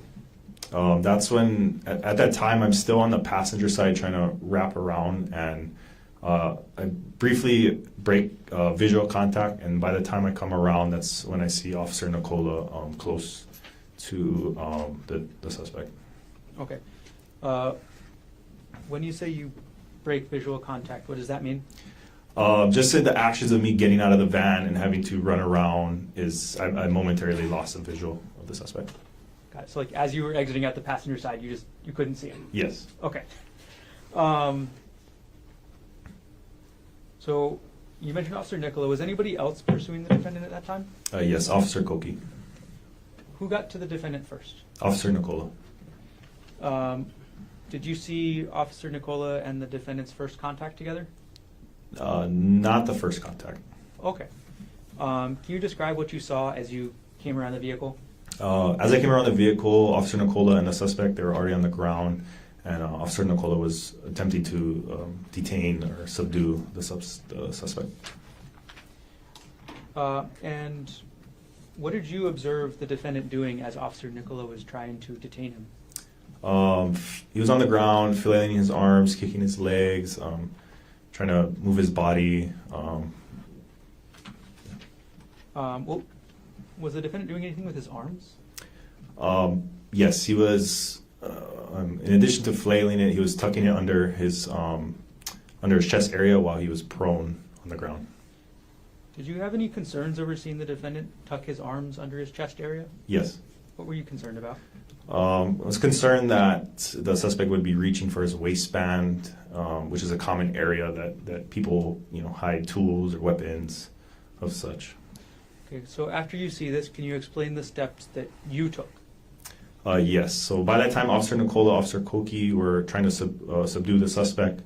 I went around to kind of his legs area and just tried to take a hold of his legs and hold it down. Okay. Was that able to work? Not initially. We were able to keep him on the ground, but we're still trying to restrain him. Okay. Sorry, maybe I should rephrase that. When you grabbed the defendant's legs, were you able to gain control immediately?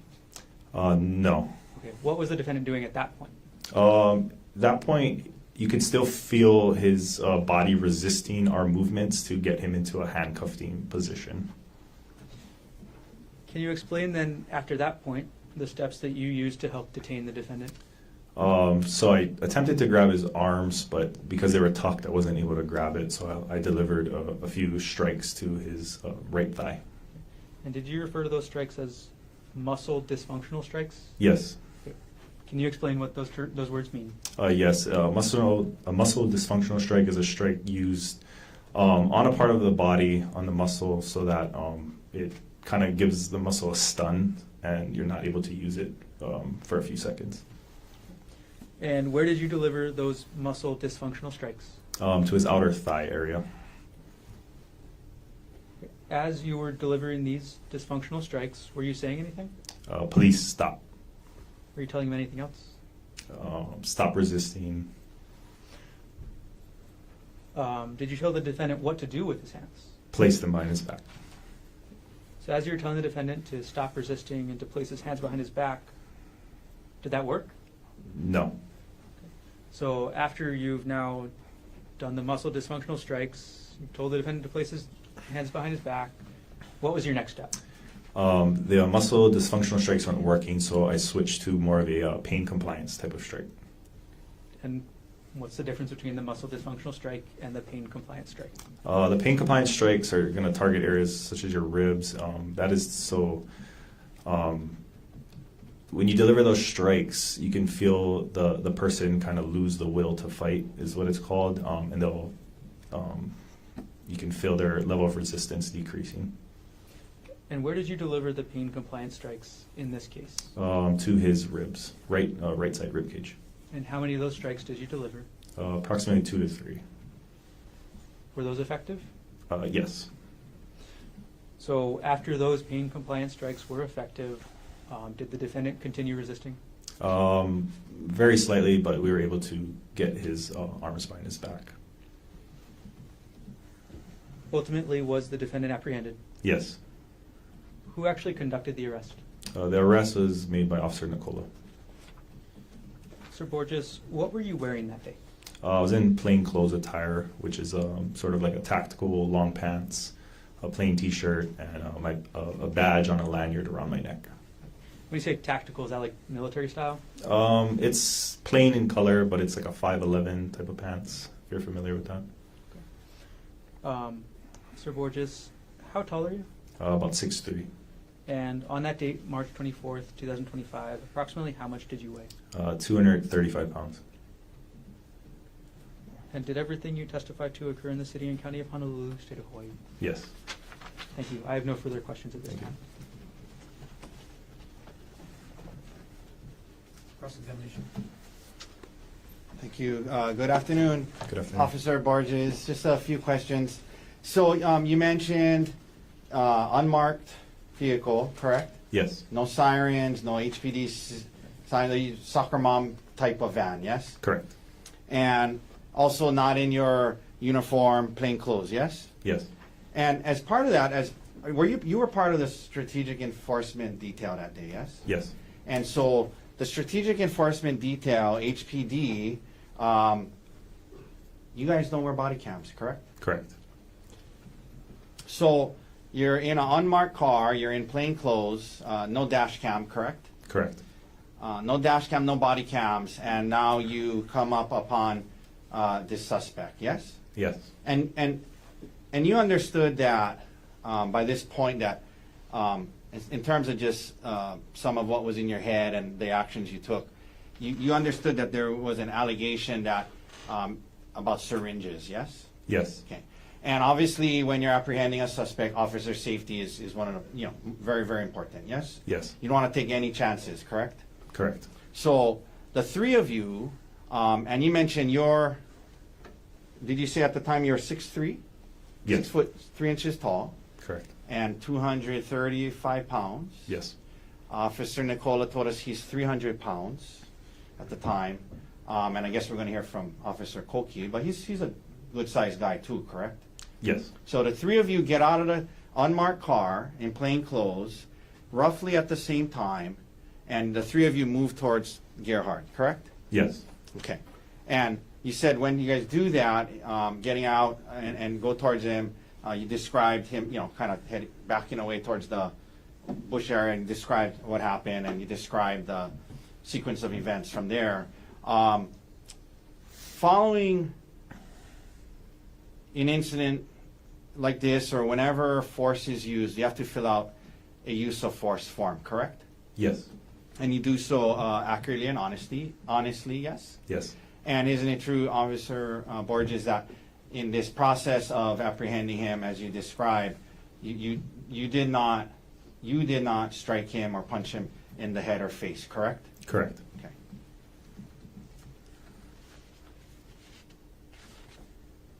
One second.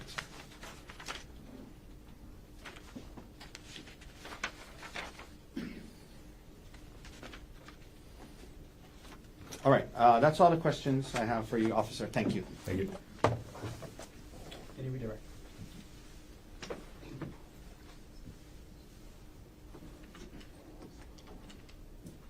thank you. Officer Borges, thank you very much. Thank you, Step Your off. Watch that first step. Yes, thank you, sir. Mr. Garner. Today's next witness, Ashton Kofi.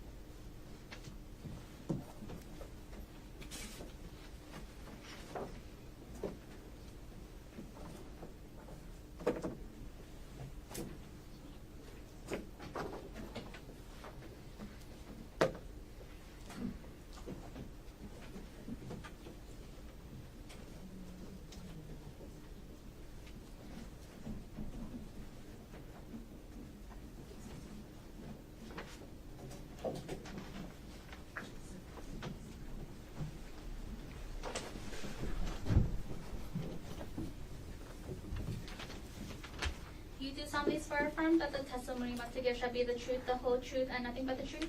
Yes. Good afternoon. Afternoon. I guess I see you made it through the traffic. Yes. Okay, could you please state your name for us? Ashton Koki. And what's your occupation, Mr. Koki? I'm a police officer with the Honolulu Police Department.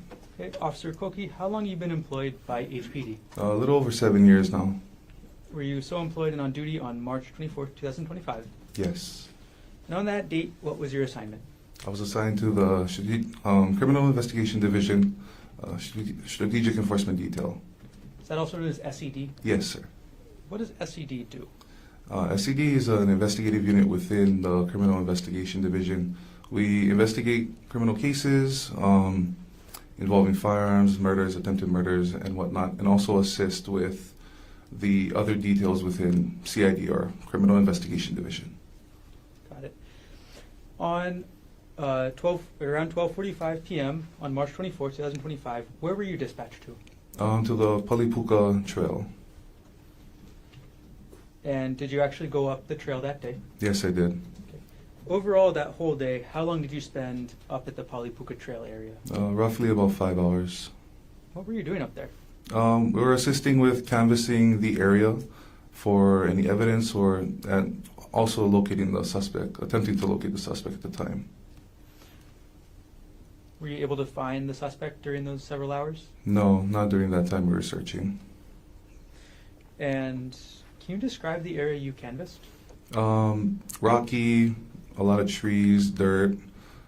Is on the hillside near the cliff area of the Pali. Which side was the cliff on, the town side or the windward side? Cliff was on the windward side, so the hillside would have been on our town side. And overall, how big was the cliff on the windward side? It was a big drop. And the hill or the mountain on the town side, could you Mhm. describe that for us? It was very steep, filled with a lot of like grassy brush area, trees. And, all right, were you able to find any evidence as you canvassed the area? Not myself, no. Okay. So you yourself didn't find any evidence during those several hours of canvassing? No. And you said you stayed there for, I'm sorry, again, about 6 hours? Roughly 5 to 6 hours. And what time were you leaving? I left at around 6 p.m. Who was with you? Officer Nicola and Officer Borges. And where, at that point, were the three of you guys instructed to go? We were instructed to go back to the main police station. Main police station meaning 801 South Beretania Street? Yes, correct. And can you describe the vehicle that you three were in? It was an unmarked city-owned police vehicle, described as a gray Nissan van. Where were you positioned in the vehicle?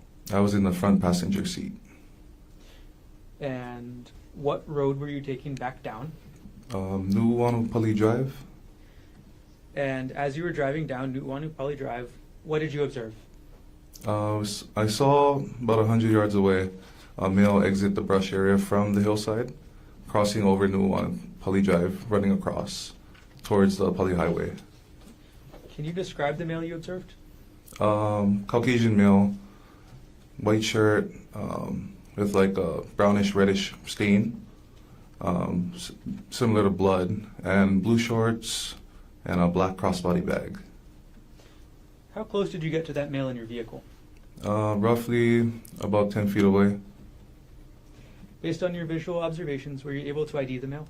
Yes. Who did you identify him as? Gerhardt Konig. And if you saw that person again, would you be able to recognize them? Yes. If that person's in the courtroom today, can you point out that person and let us know an article of clothing that they're wearing? He's wearing a blue dress shirt, sitting there. Your Honor, may the record reflect the witness has identified the defendant.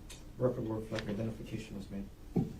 All right, Officer Koki, once you observe the male and identify him as Gerhardt Konig, what actions do you take? The vehicle came to a stop, so I exited my passenger side, opened the door, stepped out, and I gave a verbal command to the suspect. What verbal command did you give? I told him, "Police, show me your hands and get on the ground." And what tone of voice did you use? A commanding voice. I was yelling at him, basically. Could you maybe lean back from the microphone and then demonstrate for us how you yelled that? Okay. Police, show me your hands. Get on the ground. And did you give the defendant a chance to comply with that? Yes. What did the defendant do after you said, "Police, show me your hands and get on the ground"? He began to flee, townbound, into the brush area near Nuuanu Drive. As the defendant attempted to flee into the brush area, what did you do? I began chasing on foot as well, and until we were able to catch up with him. Okay. Who else pursued him? Officer Nicola. And who got to the defendant first? Officer Nicola did. And what happened? And what happened when Officer Nicola got to the defendant, if you saw? Officer Nicola got a hold of the suspect. They both fell to the ground at that point. After Officer Nicola and the defendant fell to the ground, did you physically engage as well? Yes, I did. Why did you decide to get involved? As Officer Nicola was on the floor with the suspect, I saw he was struggling a bit, so I intended to help by physically getting involved. And what kind of force did you use when you got physically involved? I used a joint lock technique to get a hold of his arm and also hold his legs down. You said joint lock. Do you also mean wrist lock? Yep, wrist lock. Could you explain to us what a wrist lock is? Basically, gaining control of his hand, putting his wrist in a position where I could still withhold control of him without allowing him to move at that point. At the point that you were trying to do the wrist lock, and you also mentioned holding the defendant's legs down, were you in contact with anybody else? I was trying to get in contact with other officers that were in the area via our police radio. And ultimately, was the defendant apprehended? Yes. Okay. Who conducted the arrest? Officer Nicola. Officer Koki, how tall are you?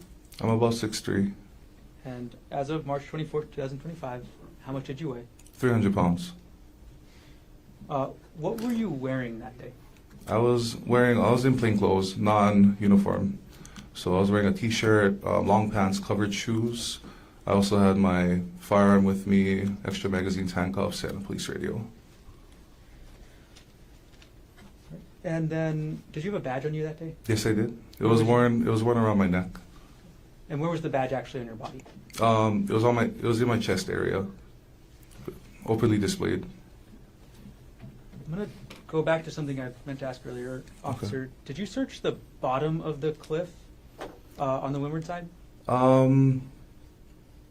Like over the edge. Yeah, I couldn't really see down there. no problem. Did everything you testified to occur in the city and county of Honolulu, state of Hawaii? Yes. Okay, thank you. No further questions.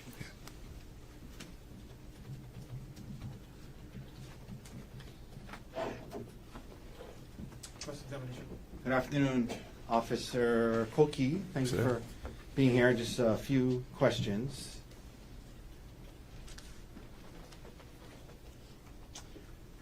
Officer, you indicated you're part of the strategic enforcement detail Yes, of sir. the Honolulu Police Department on the date of this incident, correct? Correct.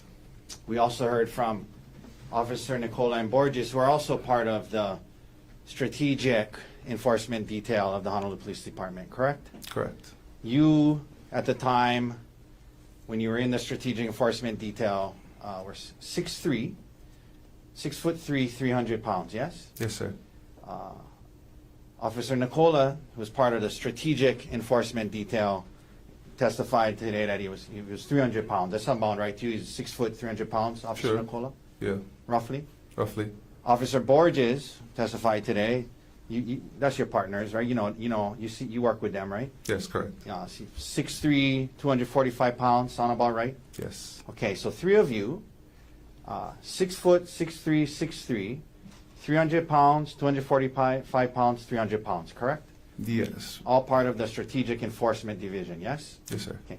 Your Honor, I'd like to ask if he could stand next to Dr. Konig. Okay. Granted.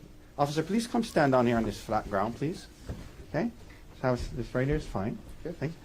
Dr. Konig, please stand. Okay? So, okay? Okay. You're roughly the same height as Officer Koki? I'm Cookie. I'm sorry, as It's okay, it's Officer Borges? Yes. Okay. And 300 pounds, roughly the same weight as Officer Nicola? Yes. Okay. Go ahead, you can have a seat. Thank you. Now, your testimony is that the three of you had some struggles apprehending him, correct? Yes.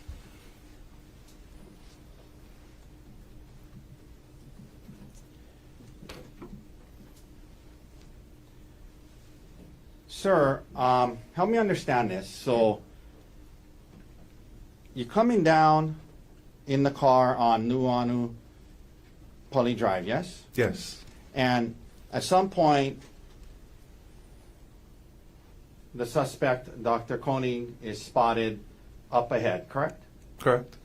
And is he on the right side of you or the left side of you? He is on the immediate right side when he comes out of the brush. Okay, and then, as you approach, did he cross the street? Yes, he did. He crossed prior to us arriving closer to make identification. Okay.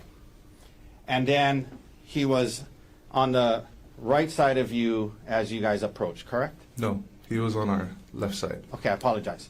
No He came out and he crossed, and he was on the driver's side of you as you guys approached, yes? Correct. And Officer Nicola was closest to him, right? Yes, he was driving. And from when you guys pulled up to him, you're on a roadway, yes? Correct. And he was on the roadway on the left of you, right? He was just off to the side, right off of the roadway. Right. And then the roadway ends, and then there's it's just a 2-lane roadway there, Yes. okay?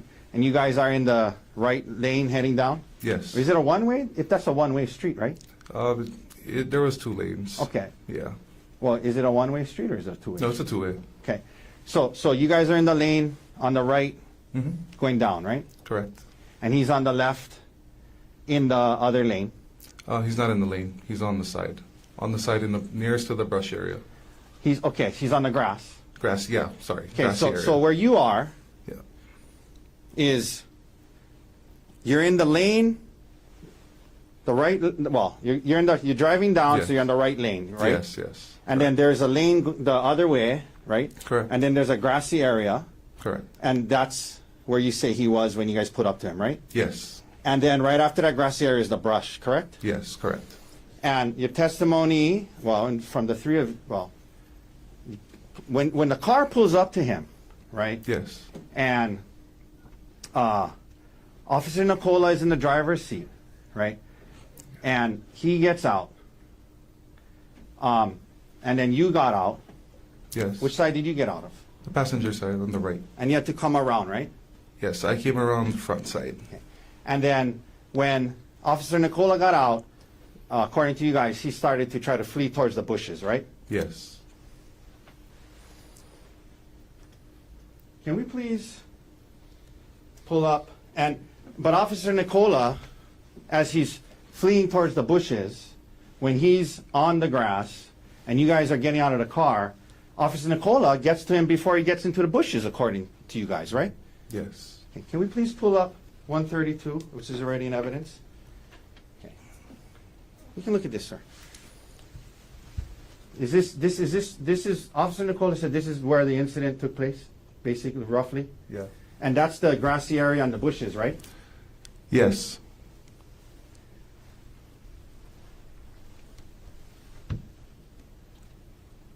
And that's the grassy area he was in, you just said, as you guys approached, right? Yes. And your testimony is that he's in that grassy area, you guys are in the lane away, and you guys get out and he starts to flee, and Officer Nicola gets to him before he goes into the bushes? Yes. So Officer Nicola gets out, he's on that grass right there, you guys start trying to cross the lane to get to him as he's fleeing, and you get to him before he's in the bushes? Yes. He didn't make it to the bushes. But according to you, he was fleeing from the time you guys got out of the car, right? Yes. You see that grass area there from where the road ends into the bushes? You just maybe what, 2 feet? I see that. No further questions. Thank you, officer. Any redirect?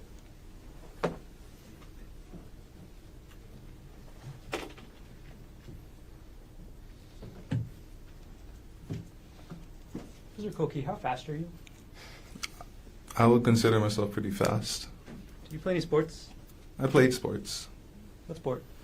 I played multiple sports, but my main sport was football at the time. What level of football did you get up to? Division One. Who did you play for? I played for UNLV. And what positions you play? I played defensive line. How important is D-line, or how important for a D-lineman it is to be quick? Very important.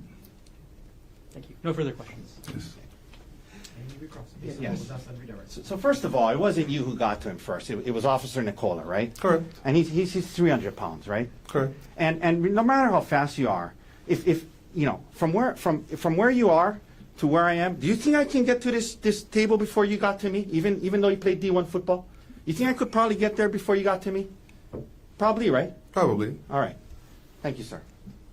Any other questions? No more questions. Thank you. Ladies and gentlemen, let's take our afternoon recess. We'll start back up at 2:45. Leave your notebooks on the chair. All right.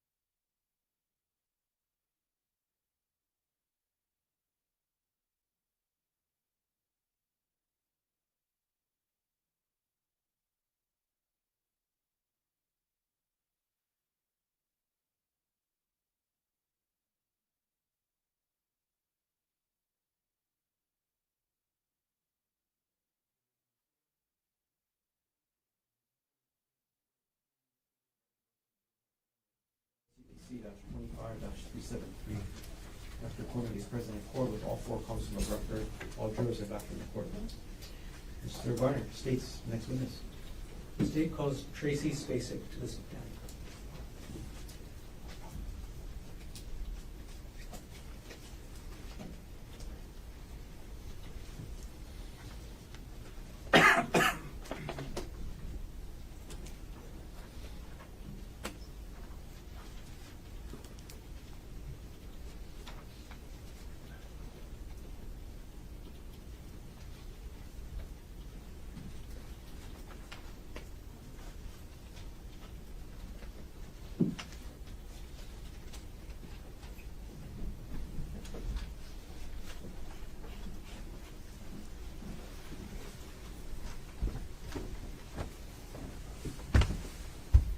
solemnly swear or affirm that the testimony about to give shall be the truth, the whole truth, and nothing but the truth? Yes.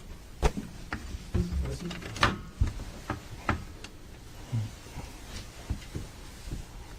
All right, good afternoon. Before we start with your questions, can you pull the microphone close to yourself and then try to speak into the microphone as much as you can? Yes. Can you please state your name? Tracy Spacic, And what is your occupation? detective for the Honolulu Police Department. How long have you been employed by HPD? Just shy of 21 years. Were you assigned to be the lead investigator for an attempted murder second case under HPD report 25-110958? Yes. What's the role of a lead investigator in these kind of cases? For these type of cases, role would be to go to the scene,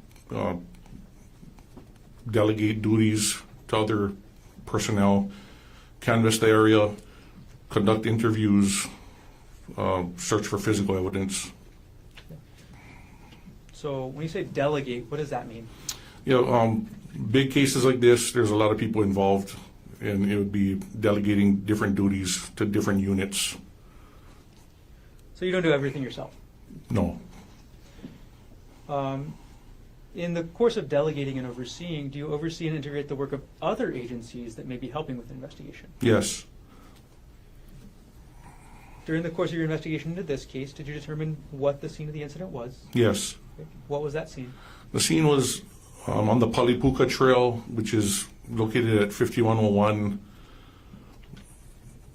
Pali Highway, which is the mouth of the trail is just adjacent to the parking lot of the Pali Lookout. Over the course of the investigation, was there any physical evidence recovered from the Palipuka hike? Yes. And what was that?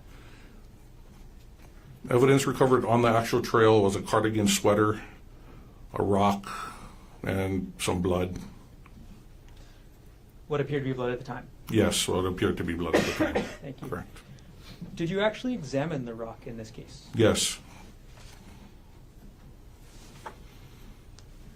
Was the rock smooth or jagged? It was jagged. When you examined the rock, where did you retrieve it from? I retrieved it from HPD's evidence room. Okay. And as a detective, are you allowed to enter the HPD evidence room alone to retrieve evidence? No. Who is allowed to enter the HPD evidence room to retrieve evidence? Just the evidence specialists that are assigned there, And the custodians? and the custodians. All right. And was this rock listed as in the evidence room as item number 2 under HPD report 25-110958? Yes. What date and time did you retrieve the rock from the evidence room? I retrieved the rock from the evidence room on March 27, 2025, at about 14:57 hours. And what was your purpose in going to retrieve the rock? My purpose in retrieving the rock was to take photos of it, weigh it, and measure it. Right. And is that what you did? Yes. Detective, I'm going to show you what has been previously marked as States Exhibit 68 through 71 inclusive. Previously shown to defense counsel, but showing one more time. May I approach the witness? Yes.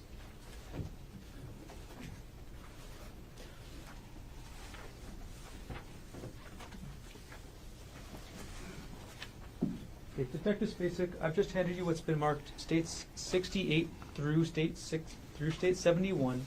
Could you take a look at those exhibits, and when you're done, look up? Are you done? Yes. Okay. Do you recognize what I've handed you? Yes. What are these? These are photos of the rock. And who took these photos? I did. And do these photos fairly and accurately depict the rock as you observed it and were weighing and measuring it on March 27th, 2025? Yes. At this point, the state will move states 68 through 71 into evidence. No objection. Would you mark for identification as States Exhibit 68 through 71 received into evidence? Okay. We're going to publish them in a row, Detective. So we're going to start putting state 68 on the screen. Okay. And you can see it up there, but you can also follow the exhibit that you have Okay. with you. Oh, yeah. What does this photo show, Detective? Shows a photo of the rock, In which part of the rock? the jagged side with blood, well, or what appears to be blood on it. Okay. And why did you take this photo? I just want to take this photo just to, so you can see the side of the rock that possibly had made contact with human skin. Okay. We're going to now publish States Exhibit 69. Detective Spacic, what does this photo show?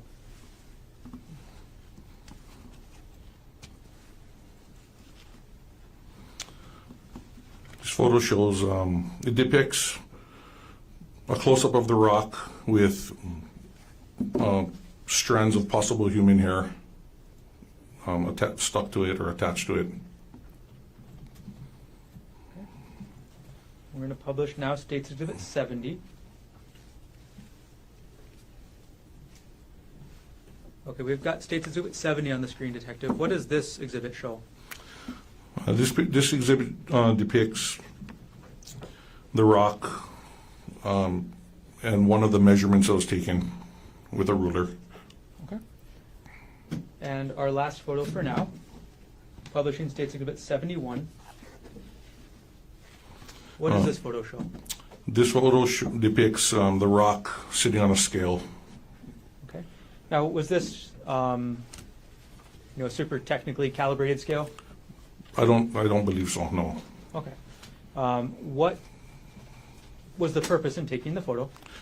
Purpose in taking the photos was just to show the consistency of the surface of the rock, what was on the rock at the time it was recovered, and also to show the dimensions of the rock, the width and the length, and also the weight. Okay. And when we're speaking about weight, we're speaking generally, right? Generally, yes. So the general weight of the rock. Okay. And what was the general weight of the rock? The general rate of the weight of the rock was a little over a pound, maybe like a pound, 1.2 pounds. I'm going to zoom in on the screen on the scale right there. Does that say, and you can look at the screen here, Detective, say 1 pound, 2 ounces? Yes. Okay. I'm going to take the exhibit down. Okay, and I'm going to actually walk up and retrieve those exhibits from you now, Detective.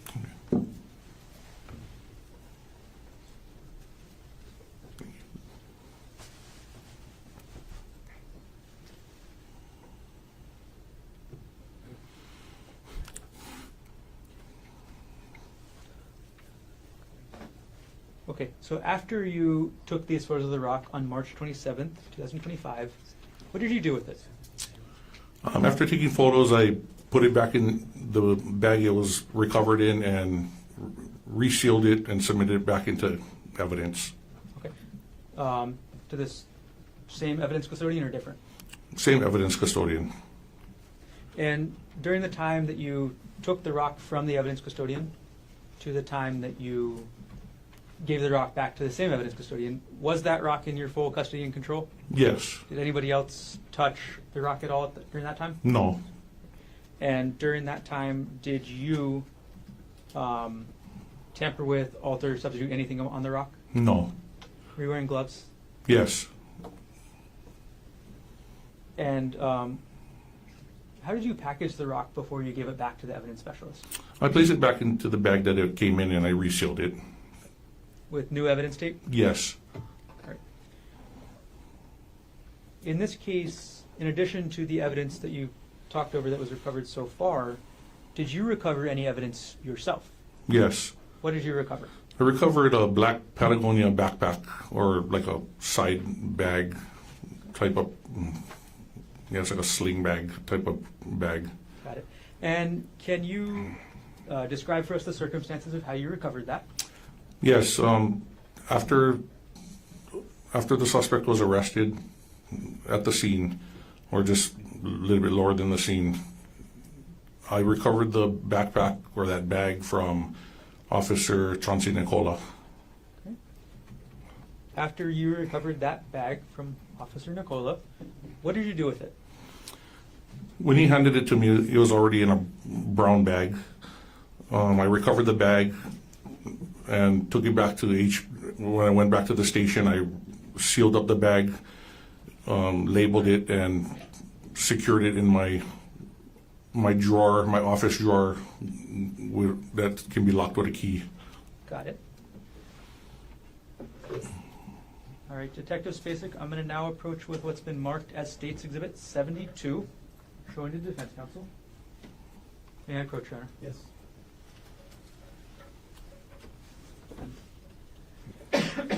Okay, Detective, I've just handed you what's been marked as State's Exhibit 72. Do you recognize what I've just handed you? Yes. What is it?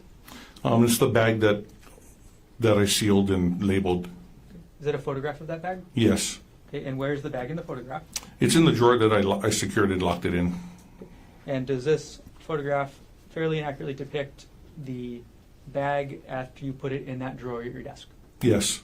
At this point, the state moves Exhibit 72, State 72, into evidence. Mr. Otake, No objection. what has been marked for identification as State's Exhibit 72 is received into evidence? Okay, and Detective, I'm going to put it up on the screen next to you and ask a couple questions.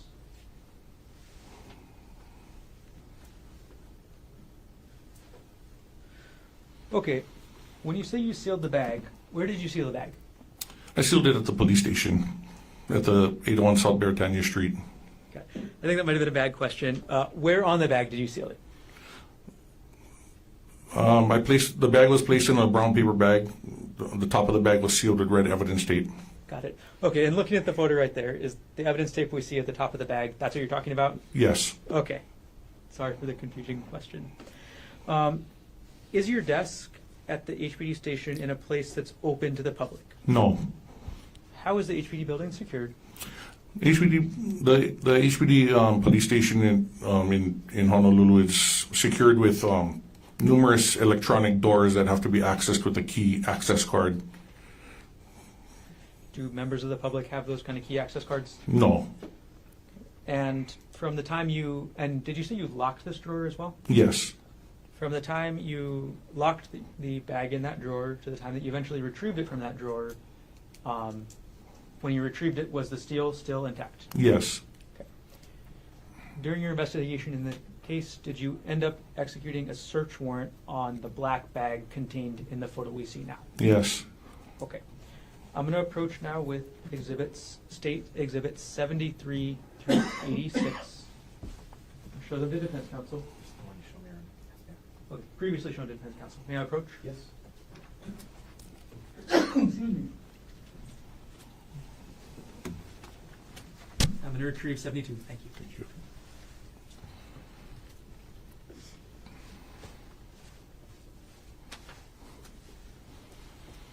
Okay, Detective Spacic, I've handed you what's been marked as State's Exhibit 73 through 86.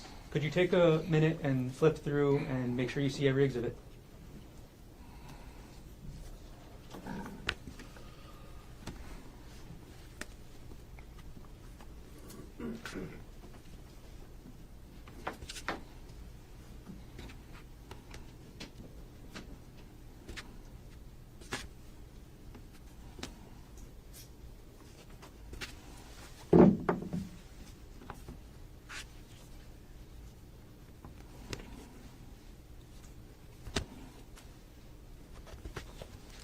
Okay, Detective Spacic. After reviewing all the exhibits, do you recognize what they are? Yes. What are these exhibits? These exhibits are pictures of the items that were recovered from within the Patagonia bag upon the execution of the search warrant. Okay. Do these photos fairly and accurately depict the bag, its contents, during your execution of the search warrant? Yes. At this point, the state moves exhibits 73 through 86 into evidence. No objection. Okay, what has been marked for identification as State's Exhibits 73 through 86 inclusive are received into evidence? Okay, Detective Spacic, we're going to go through each photo one by one. I'm just going to ask you what is the photo showing, okay? Okay. Publishing now, State's Exhibit 73. What does that photo show us? Photo showing the backside of the bag, where if you were wearing it, that part would be touching your body. There's a big red stain that appears to be possibly blood, but we don't know that. Okay. And publishing now, State's Exhibit 74. This photo depicts the bag if you were wearing it, and that's the part you'd actually see that's on the outside. Again, red stains all over it, depicting possible biohazard blood, possibly. Okay. State's Exhibit 75. This picture depicts the bag laying on a desk with like a side view profile. Again, you can see red stains all over it. States, and I'm going to pause right here. Actually, I'm not. I'm going to keep moving, sorry. State's Exhibit 76. This picture depicts, this is the middle side pocket. Is this the middle side pocket or the strap pocket, Detective? Objection, beating. This is a strap pocket. Okay. No problem. Did you find anything in there? Yeah, no, nothing was in there. Sorry. Publishing now, State's Exhibit 77. This is the middle side pocket. Okay. And Sorry. what can you see inside that middle side pocket? A black eyeglasses case. Okay. And now we're going to go to State's Exhibit 78. What does this photo show? It shows the black eyeglasses case with its contents. Okay. Same one from the middle pocket you were just talking about? Yes, the middle, the side middle pocket. Thank you. All right, publishing now, State's Exhibit 79. What does this exhibit show? This shows an orange whistle with the lanyard along with the sunglasses case. Okay. Which pocket did the orange whistle with the lanyard come from? Came from the middle side pocket. Same pocket or different pocket as the sunglasses case? The same pocket. Publishing now, State's Exhibit 80. What does this photo show? Now this photo depicts two sunglasses and lactase tablets in packets that came out of the sunglasses case. Okay. Next photo, State's Exhibit 81. What are we looking at in State's Exhibit 81, Detective? This photo depicts a large side pocket with contents in it. In terms of size of the pockets in the bag, could you rank the ones we've done so far? Yeah, so the first one was the strap pocket. The second one was the middle side pocket, and this one that we're currently looking at is the large side pocket. Okay. And all right, do you later photograph the contents? Sorry. Did you later photograph the contents of this pocket? Yes, yes. Okay. I'm going to publish now State's Exhibit 82. What does this photograph show? So this photograph depicts the contents that came out of the middle side pocket, or the large side pocket. Excuse me. Okay. Were there any other contents of the large side pocket other than these? No, just that. Publishing State's Exhibit 83. What does this photo show? This photo depicts an Apple iPhone. Okay. And from the same pocket we've just been seeing? Yes. Publishing now State's Exhibit 84. What does this photo show? This photo depicts the same Apple iPhone with the side of it with a little bit red stain on it, possibly from the same stain that was all over the bag, along with the empty SIM card slot. Okay. Could you use the pointer that's right next to you on the witness stand to direct everybody's attention to the SIM card slot you were just mentioning? Okay. So that's in the direct center of the photo. Correct. I'm going to zoom in on that section. Okay. And now that we've seen the SIM card slot, is this a zoomed in photo? Yes. Detective Spacic, we're now publishing State's Exhibit 85.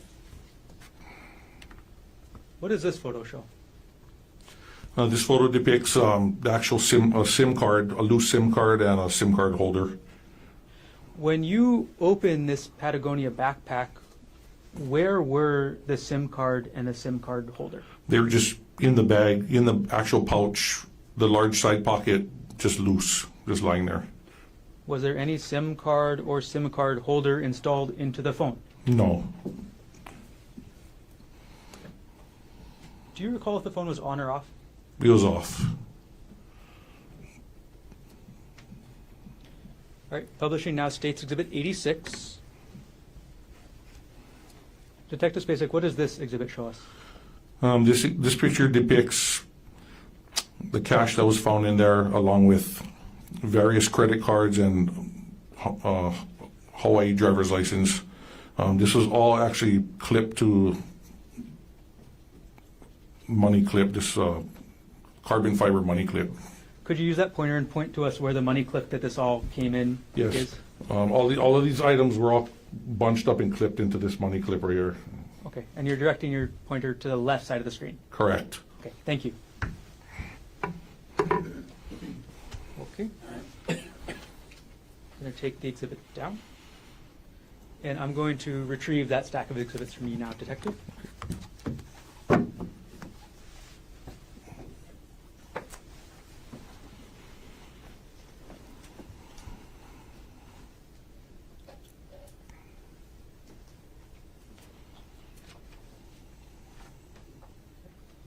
Detective Spacic, did you recover any syringe from that black Patagonia backpack? No. Other than the items that we've seen in these photos, was there anything else in that black Patagonia backpack? No. Detective Spacic, with regards to the iPhone and the SIM card that you found in the backpack, did you take any other action regarding these items during your investigation? Yes. Okay, what did you do about the SIM card and the iPhone? I prepared a search warrant. Are you a techie kind of guy, Detective? No, I'm not. So who ended up executing that search warrant on the phone and the SIM card? That search warrant was executed by Detective Thomas E. Inuma, who is from Cybercrimes. During the course of your investigation, did you execute a search warrant on a different bag? Yes. Which bag was that? This other bag was a black Nike fanny bag. And how did the Honolulu Police Department end up coming into possession of that black Nike fanny bag? We were notified that Arielle Konig discovered the bag at her residence in Maui, and she, after discovering after she discovered what was in it or whatever, she ended up notifying Maui Police Department, who then recovered it as evidence, and that's how it ended up getting shipped to us. Okay. Did HPD give the Maui Police any directions? Yes. Okay, what did you direct the Maui Police to do? If they could, if their evidence custodians or specialists could box it up and ship it to us. Okay. And did you actually inspect the shipment that was gotten back? Yes. Okay.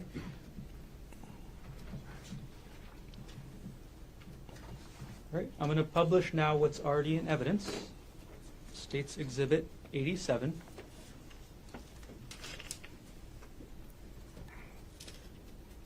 Detective Spacic, I'm so sorry.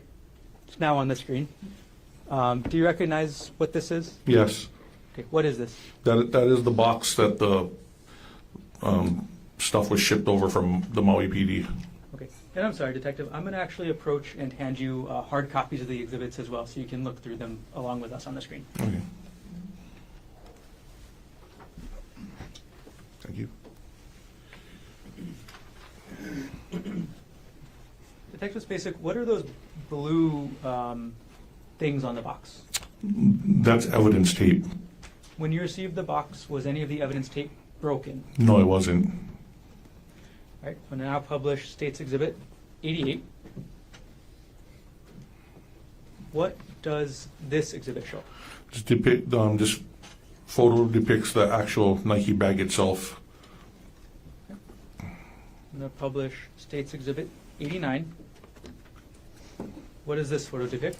This depicts a close-up of the Nike bag's the most outside pocket with stuff in it.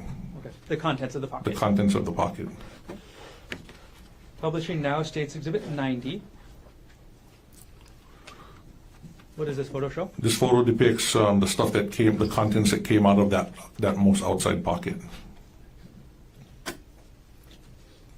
We're going to move on, Detective, to State's Exhibit 91. What does this exhibit show? It shows a packaged medical type. I don't know if it's a needle or some kind of something, but it's some kind of medical, like for medical use. And before we go further into anything medical, are you a doctor? No, I'm not. Do you know the technical terms for medical things? No. Okay. I'll just ask you to do your best, Detective, okay? Okay. All right. Publishing now State's Exhibit 92. What is this? This is the front side of the item that was from the previous photo, and it's just the packaging and the label of what it is. Okay.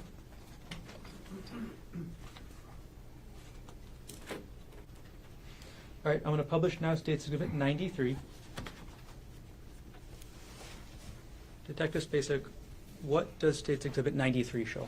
This one depicts in the big pocket, just a bunch bags and a bunch of medical supplies.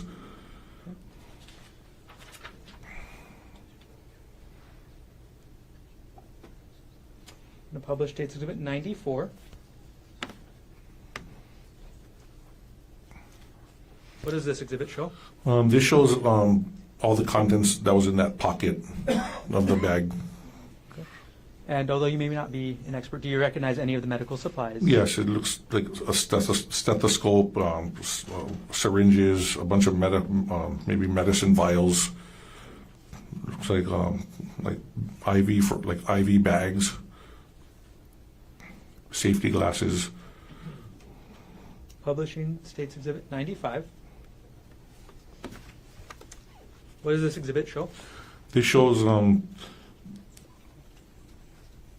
vials of medication, and I don't even know what that is. In the red, the top right. On the top right, you don't recognize what that is? No. It's okay. We'll publish now State's Exhibit 96. Do you know what these are, Detective Spacic? No, I don't. Okay. We'll move on. Publishing now State's Exhibit 97. Do you recognize what this is, Detective Spacic? Yes, it looks like a syringe and there's a liquid in it, but I don't know what that is.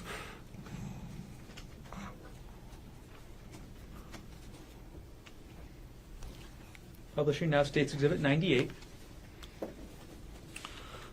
Could you tell us what this exhibit shows? Yeah, photo 90, exhibit 98, it depicts a Ziploc type bag with like 3 syringes and 2 medicine vials in it. Publishing now State's Exhibit 99. What does this photo show? 99 shows, also shows a Ziploc bag with different type of syringes and 2 medicine vials. Publishing State's Exhibit 100. What does this show? It also shows another Ziploc with Looks like big syringes, maybe some small ones, and a medicine vial. State's Exhibit 101. What does this exhibit show? This one depicts a Ziploc bag with a bunch of unopened syringes in packages. All right, and publishing State's Exhibit, we're almost at detective. State's Exhibit 102. What does this photo show? This photo shows the very back pocket. Like if you was wearing the bag closest to your body, that's the contents of that back pocket. And publishing State's Exhibit 103. And this photo depicts, looks like a charging cord, the lactase tablet packets. I don't know if that's a mask. Looks like some metallic hooks where you need to hang IVs. I'm not sure. And his work ID maybe. I'm sorry, what exhibit number was that? Exhibit 103. And then the green, I'm not sure if that's needles or I'm not sure. Okay. Got it. All right, I'm going to take the exhibit down.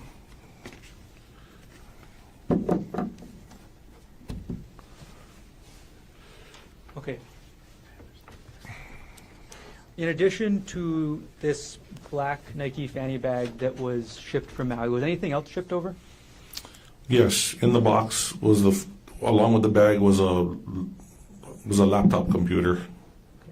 And what actions did you take with regards to the laptop computer? I prepared another search warrant. Did you execute the search warrant on that laptop yourself? No. Okay. Do you know who did? Detective Thomas E. Numa from Cybercrimes.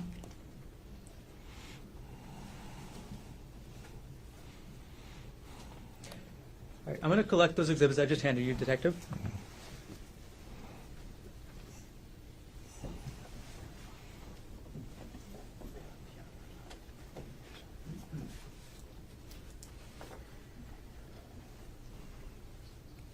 Okay, Detective Spacic, did you respond to the Poly Lookout on March 24th, 2025? Yes. How many different HPD divisions responded? At least 13. I'm going to say, okay. Any other government agencies? Yes. We had DLNR out there also. Did HFD also respond? HFD also, yes. Did you direct officers to search for any evidence at the scene? Yes. What did you direct them to search for? I directed them, all the units involved, to, of course, we were searching for the suspect, but at the same time we're looking for any type of evidence that may have been connected to the incident. Syringes, vials. Did you, as a result of all that search up at the Poly, were any syringes recovered? No. Were any vials recovered? No. Was a phone belonging to Arielle Konig ever recovered? No. Was a purse belonging to Arielle Konig ever recovered? No.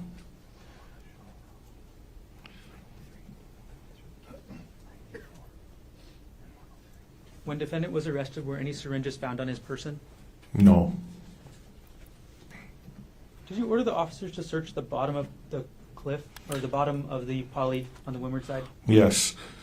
But we were unable to do so because just the area where it's situated, in order for anybody to go down there, they'd either have to rappel, which was way too high, or just be inserted by helicopter or hike in. But if we was to hike in, it would probably take several hours to even get in there. You'd have to cut a path. It would have been hard.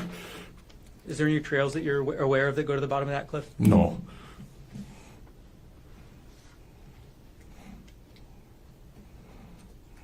Okay, Detective, you've talked about 4 search warrants so far in this case. Did you prepare any other search warrants? Yes. And what was that for? For buccal swab to recover from the suspect. And did you execute that search warrant yourself? No. Do you know who did? Yes, was Mohammed Salameh. Right, Detective. Aside from what you testified about from the Maui police. Did everything else you testified about occur in the city and county of Honolulu, state of Hawaii? Yes. Thank you. No further questions at this time.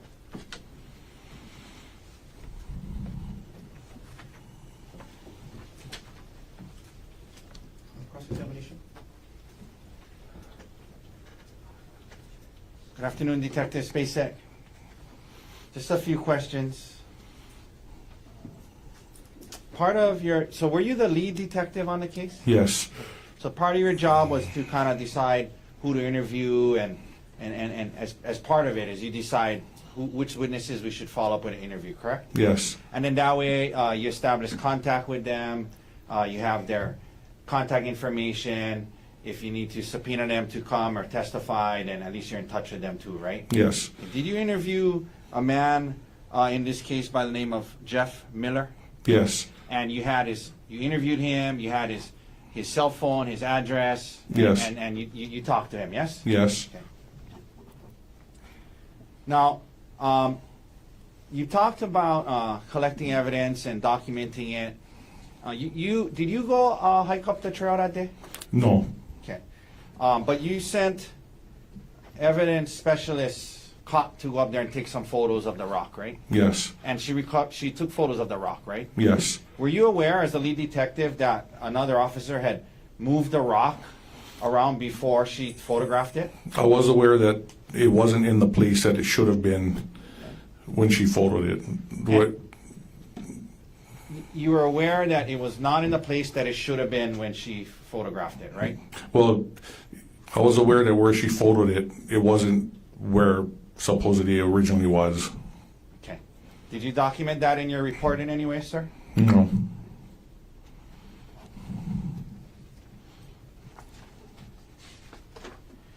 I want to just ask you briefly about this bag, the one from Maui, and then we'll be done, sir. First of all, just to be clear, Mr. Dirks, could we please pull up Exhibit 93?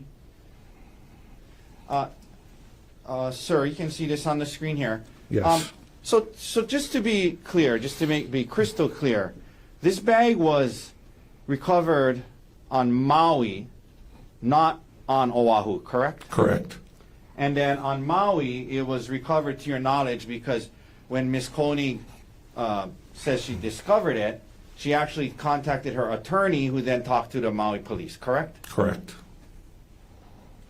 And then the way it got to Oahu and its contents got to Oahu is then the MPD, Maui police, sealed it up and mailed it to you at your request, yes? Correct. You were aware, in your investigation, you learned that Gerhardt Konig was a medical doctor and anesthesiologist, yes? Yes. And if we could please go, Mr. Dirks, to number 94. Okay, and you know, I know you're not a medical doctor, and neither am I, but certain things that were in the bag of this anesthesiologist was a stethoscope, yes? Yes. And some glasses, IV bags, yes? Yes. Okay. Have you ever heard, as you know, and you're being a detective, well, or just generally, oftentimes doctors are on call. You heard about that? Doctors are on call, yes? Yes. Okay. And so he has these medical supplies in this bag, and it gets sent over to you, yes? Yes. Now, could we go to 103, please, Mr. Dirks? Okay.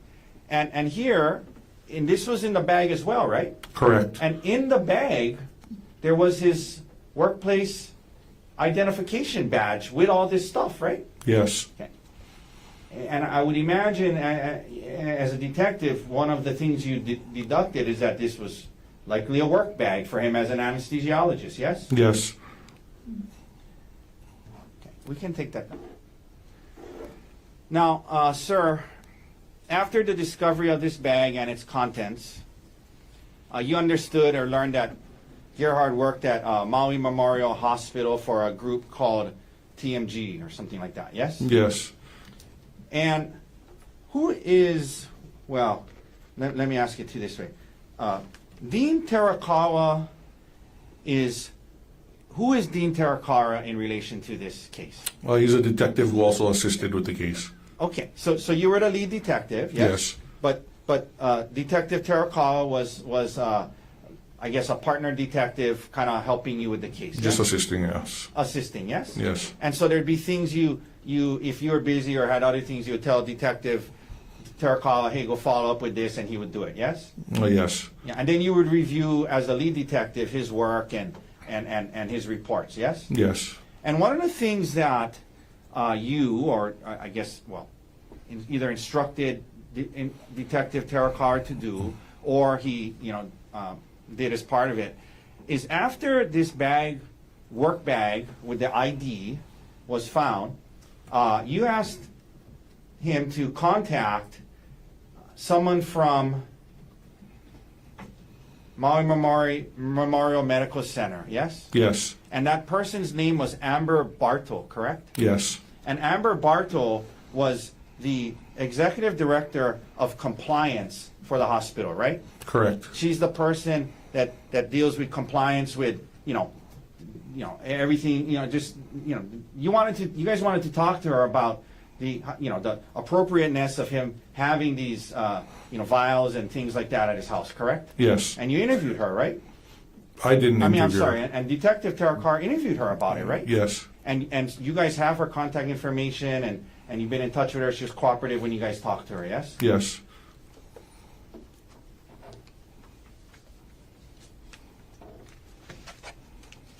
One second, Detective.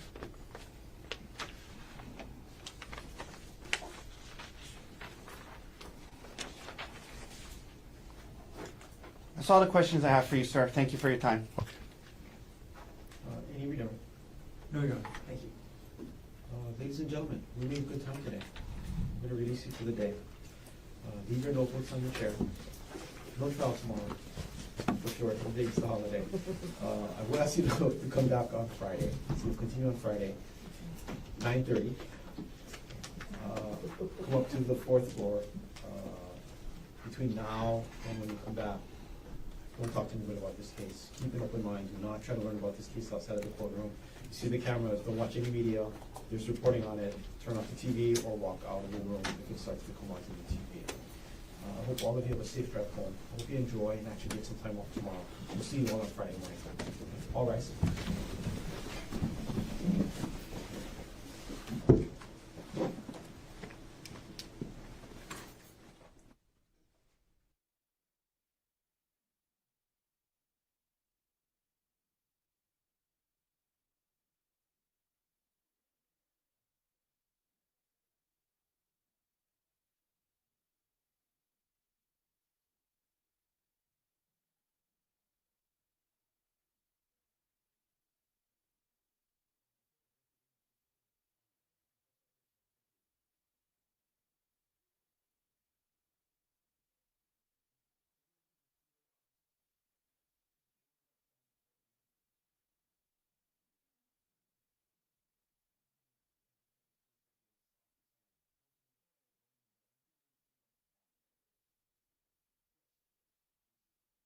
Concern with the way that examination of Detective Spacic just ended.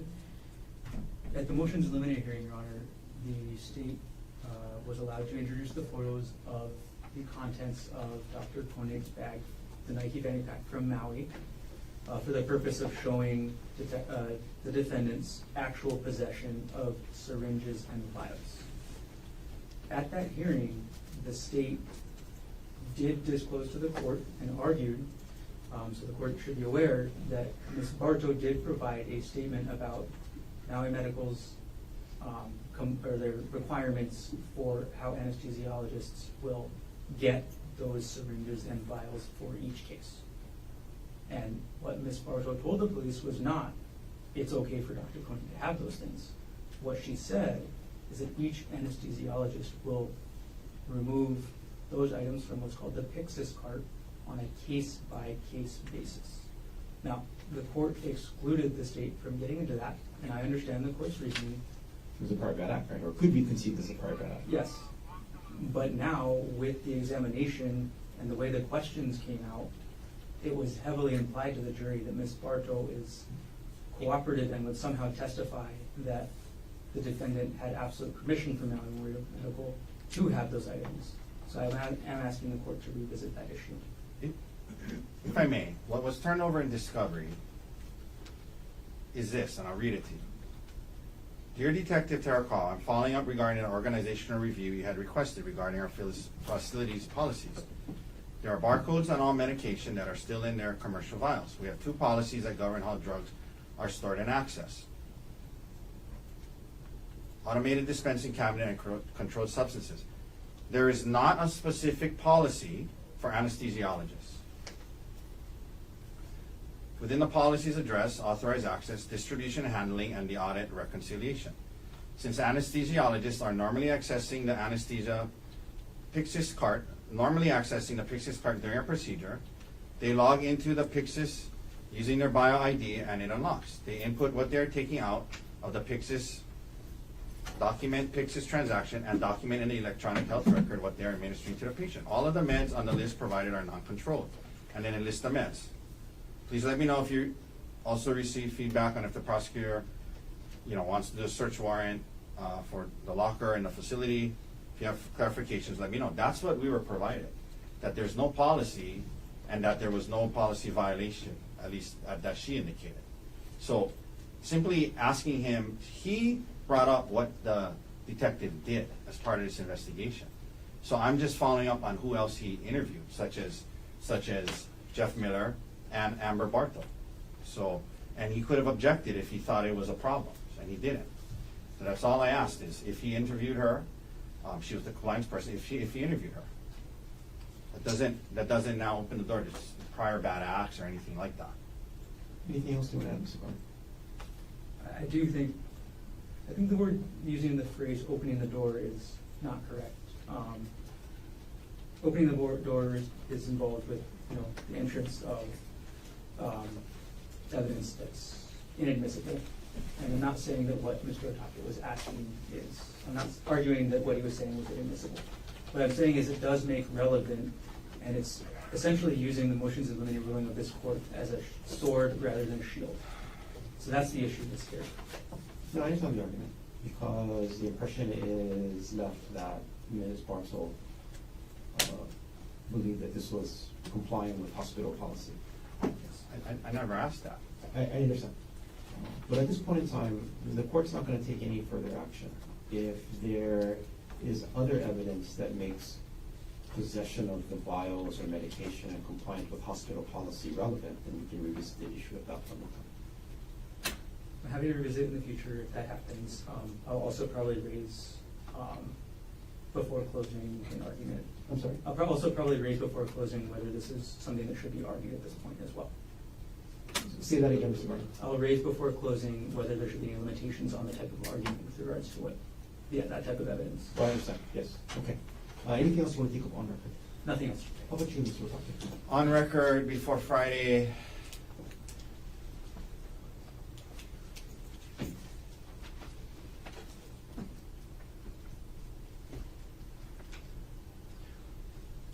well, yes, actually. And I was going to do it Friday, but it might be worth doing now. Sure. As the court is well aware, one of the main discovery rules is that we need to be provided with any statements of the defendant. We need to be provided with that prior to trial. I believe that Emil Konig will be testifying potentially on Friday. We have been provided with one recorded, we've been provided one recorded statement of an interview that was done by a Maui officer or detective of Emil Konig, in which he says certain things about what his father said to him, statements of the defendant. There were subsequent investigator report forms that were given to us later, but that dealt with other issues like bank accounts and things like that. It is extremely important that Emil Konig not be allowed to say anything else about what Dr. Konig, his dad, the defendant, said to him, because that's a statement by the defendant.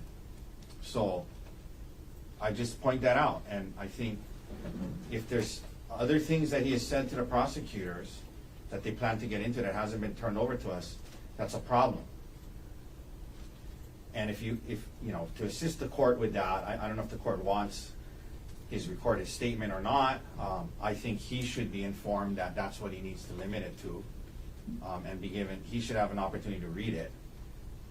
Because if there's other statements he's gonna say that was said to him, they have not been turned over to us, so that would be a big discovery violation and a big problem. And so I raise that now, so hopefully the state can advise him of that he can't go beyond the statements that have been provided in his recorded statement. Mr. Garner, anything else you want to add? Yes, Emil did provide a recorded statement to the Maui police.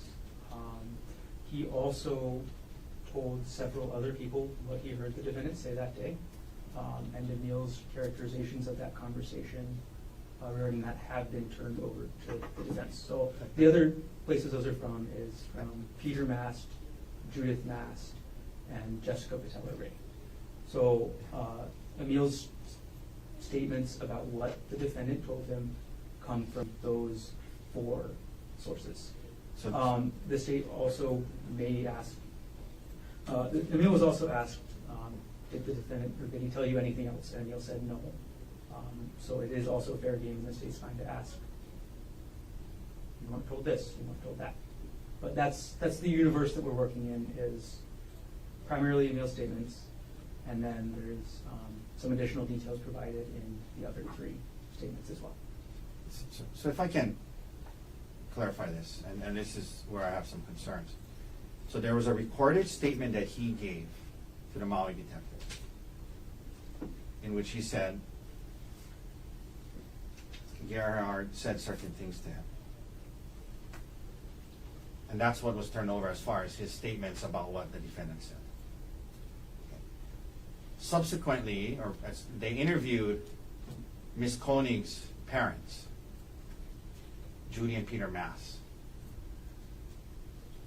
In those interviews, they double hearsay say, oh, Emil told us this. You know, Emil told us that his dad said this. But that wasn't Emil saying that his dad said this. Those are other people saying double hearsay what Emil's said his dad said. So that's different. That's not him saying it. So he should be limited to what the statements he gave to the detective that was turned over to us about what his father said. That's what the scope is as far as what he's told the detectives his father said. That's what was turned over to us. There was nothing else from him. Double hearsay from others saying, you know, this and that is different, and that wasn't turned over to us.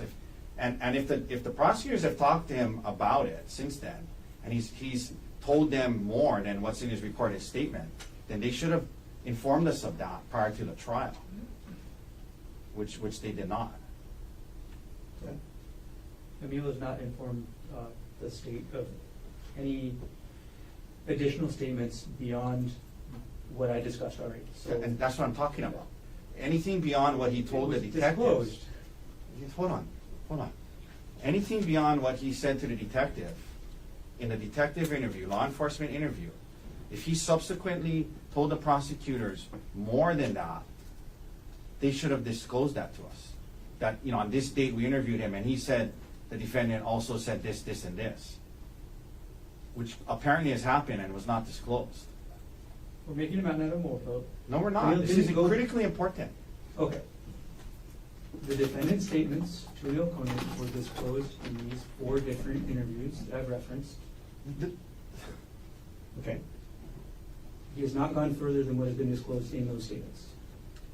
Okay. He gave one recorded statement, And what I'm apparently hearing is there's been subsequent interviews of Emil with the prosecutors where he told them more than what's in his detective interview. And we have not received any subsequent follow-up report from prosecutors, investigators saying during this interview on December 10th, he told us, you know, these other things. The question is Emil going to testify to anything that has already been, anything beyond what's already been turned over in discovery? That's the real issue. And I do not believe that. Anything beyond, but that, okay, so this is where, so the rule requires that any statements of the defendant that they know of, they need to turn over. That's the rule. Okay. They gave us the transcript of his recorded interview with the detective, where certain things were said. Okay. That's if he has subsequently said other things to them directly, they should have turned that over to us. Now, double hearsay, you know, like Ari's parents saying, oh, he told us that Gerhardt said this, is double hearsay. It's not directly from him. If they followed up with him on that, and then he told them again on, you know, November 10th, December 10th, in phone calls with the prosecutors, that he said more than what was in the detective interview, they should have told us that. That should have been produced. If it's anything new, I agree. And here's the rule. It's new because if it's directly from him, it's new. It was never directly from him. It was always double hearsay. This is what the rule requires. Any written or recorded statements and the substance of any oral statements made by the defendant needs to be turned over as part of disclosure by the prosecution.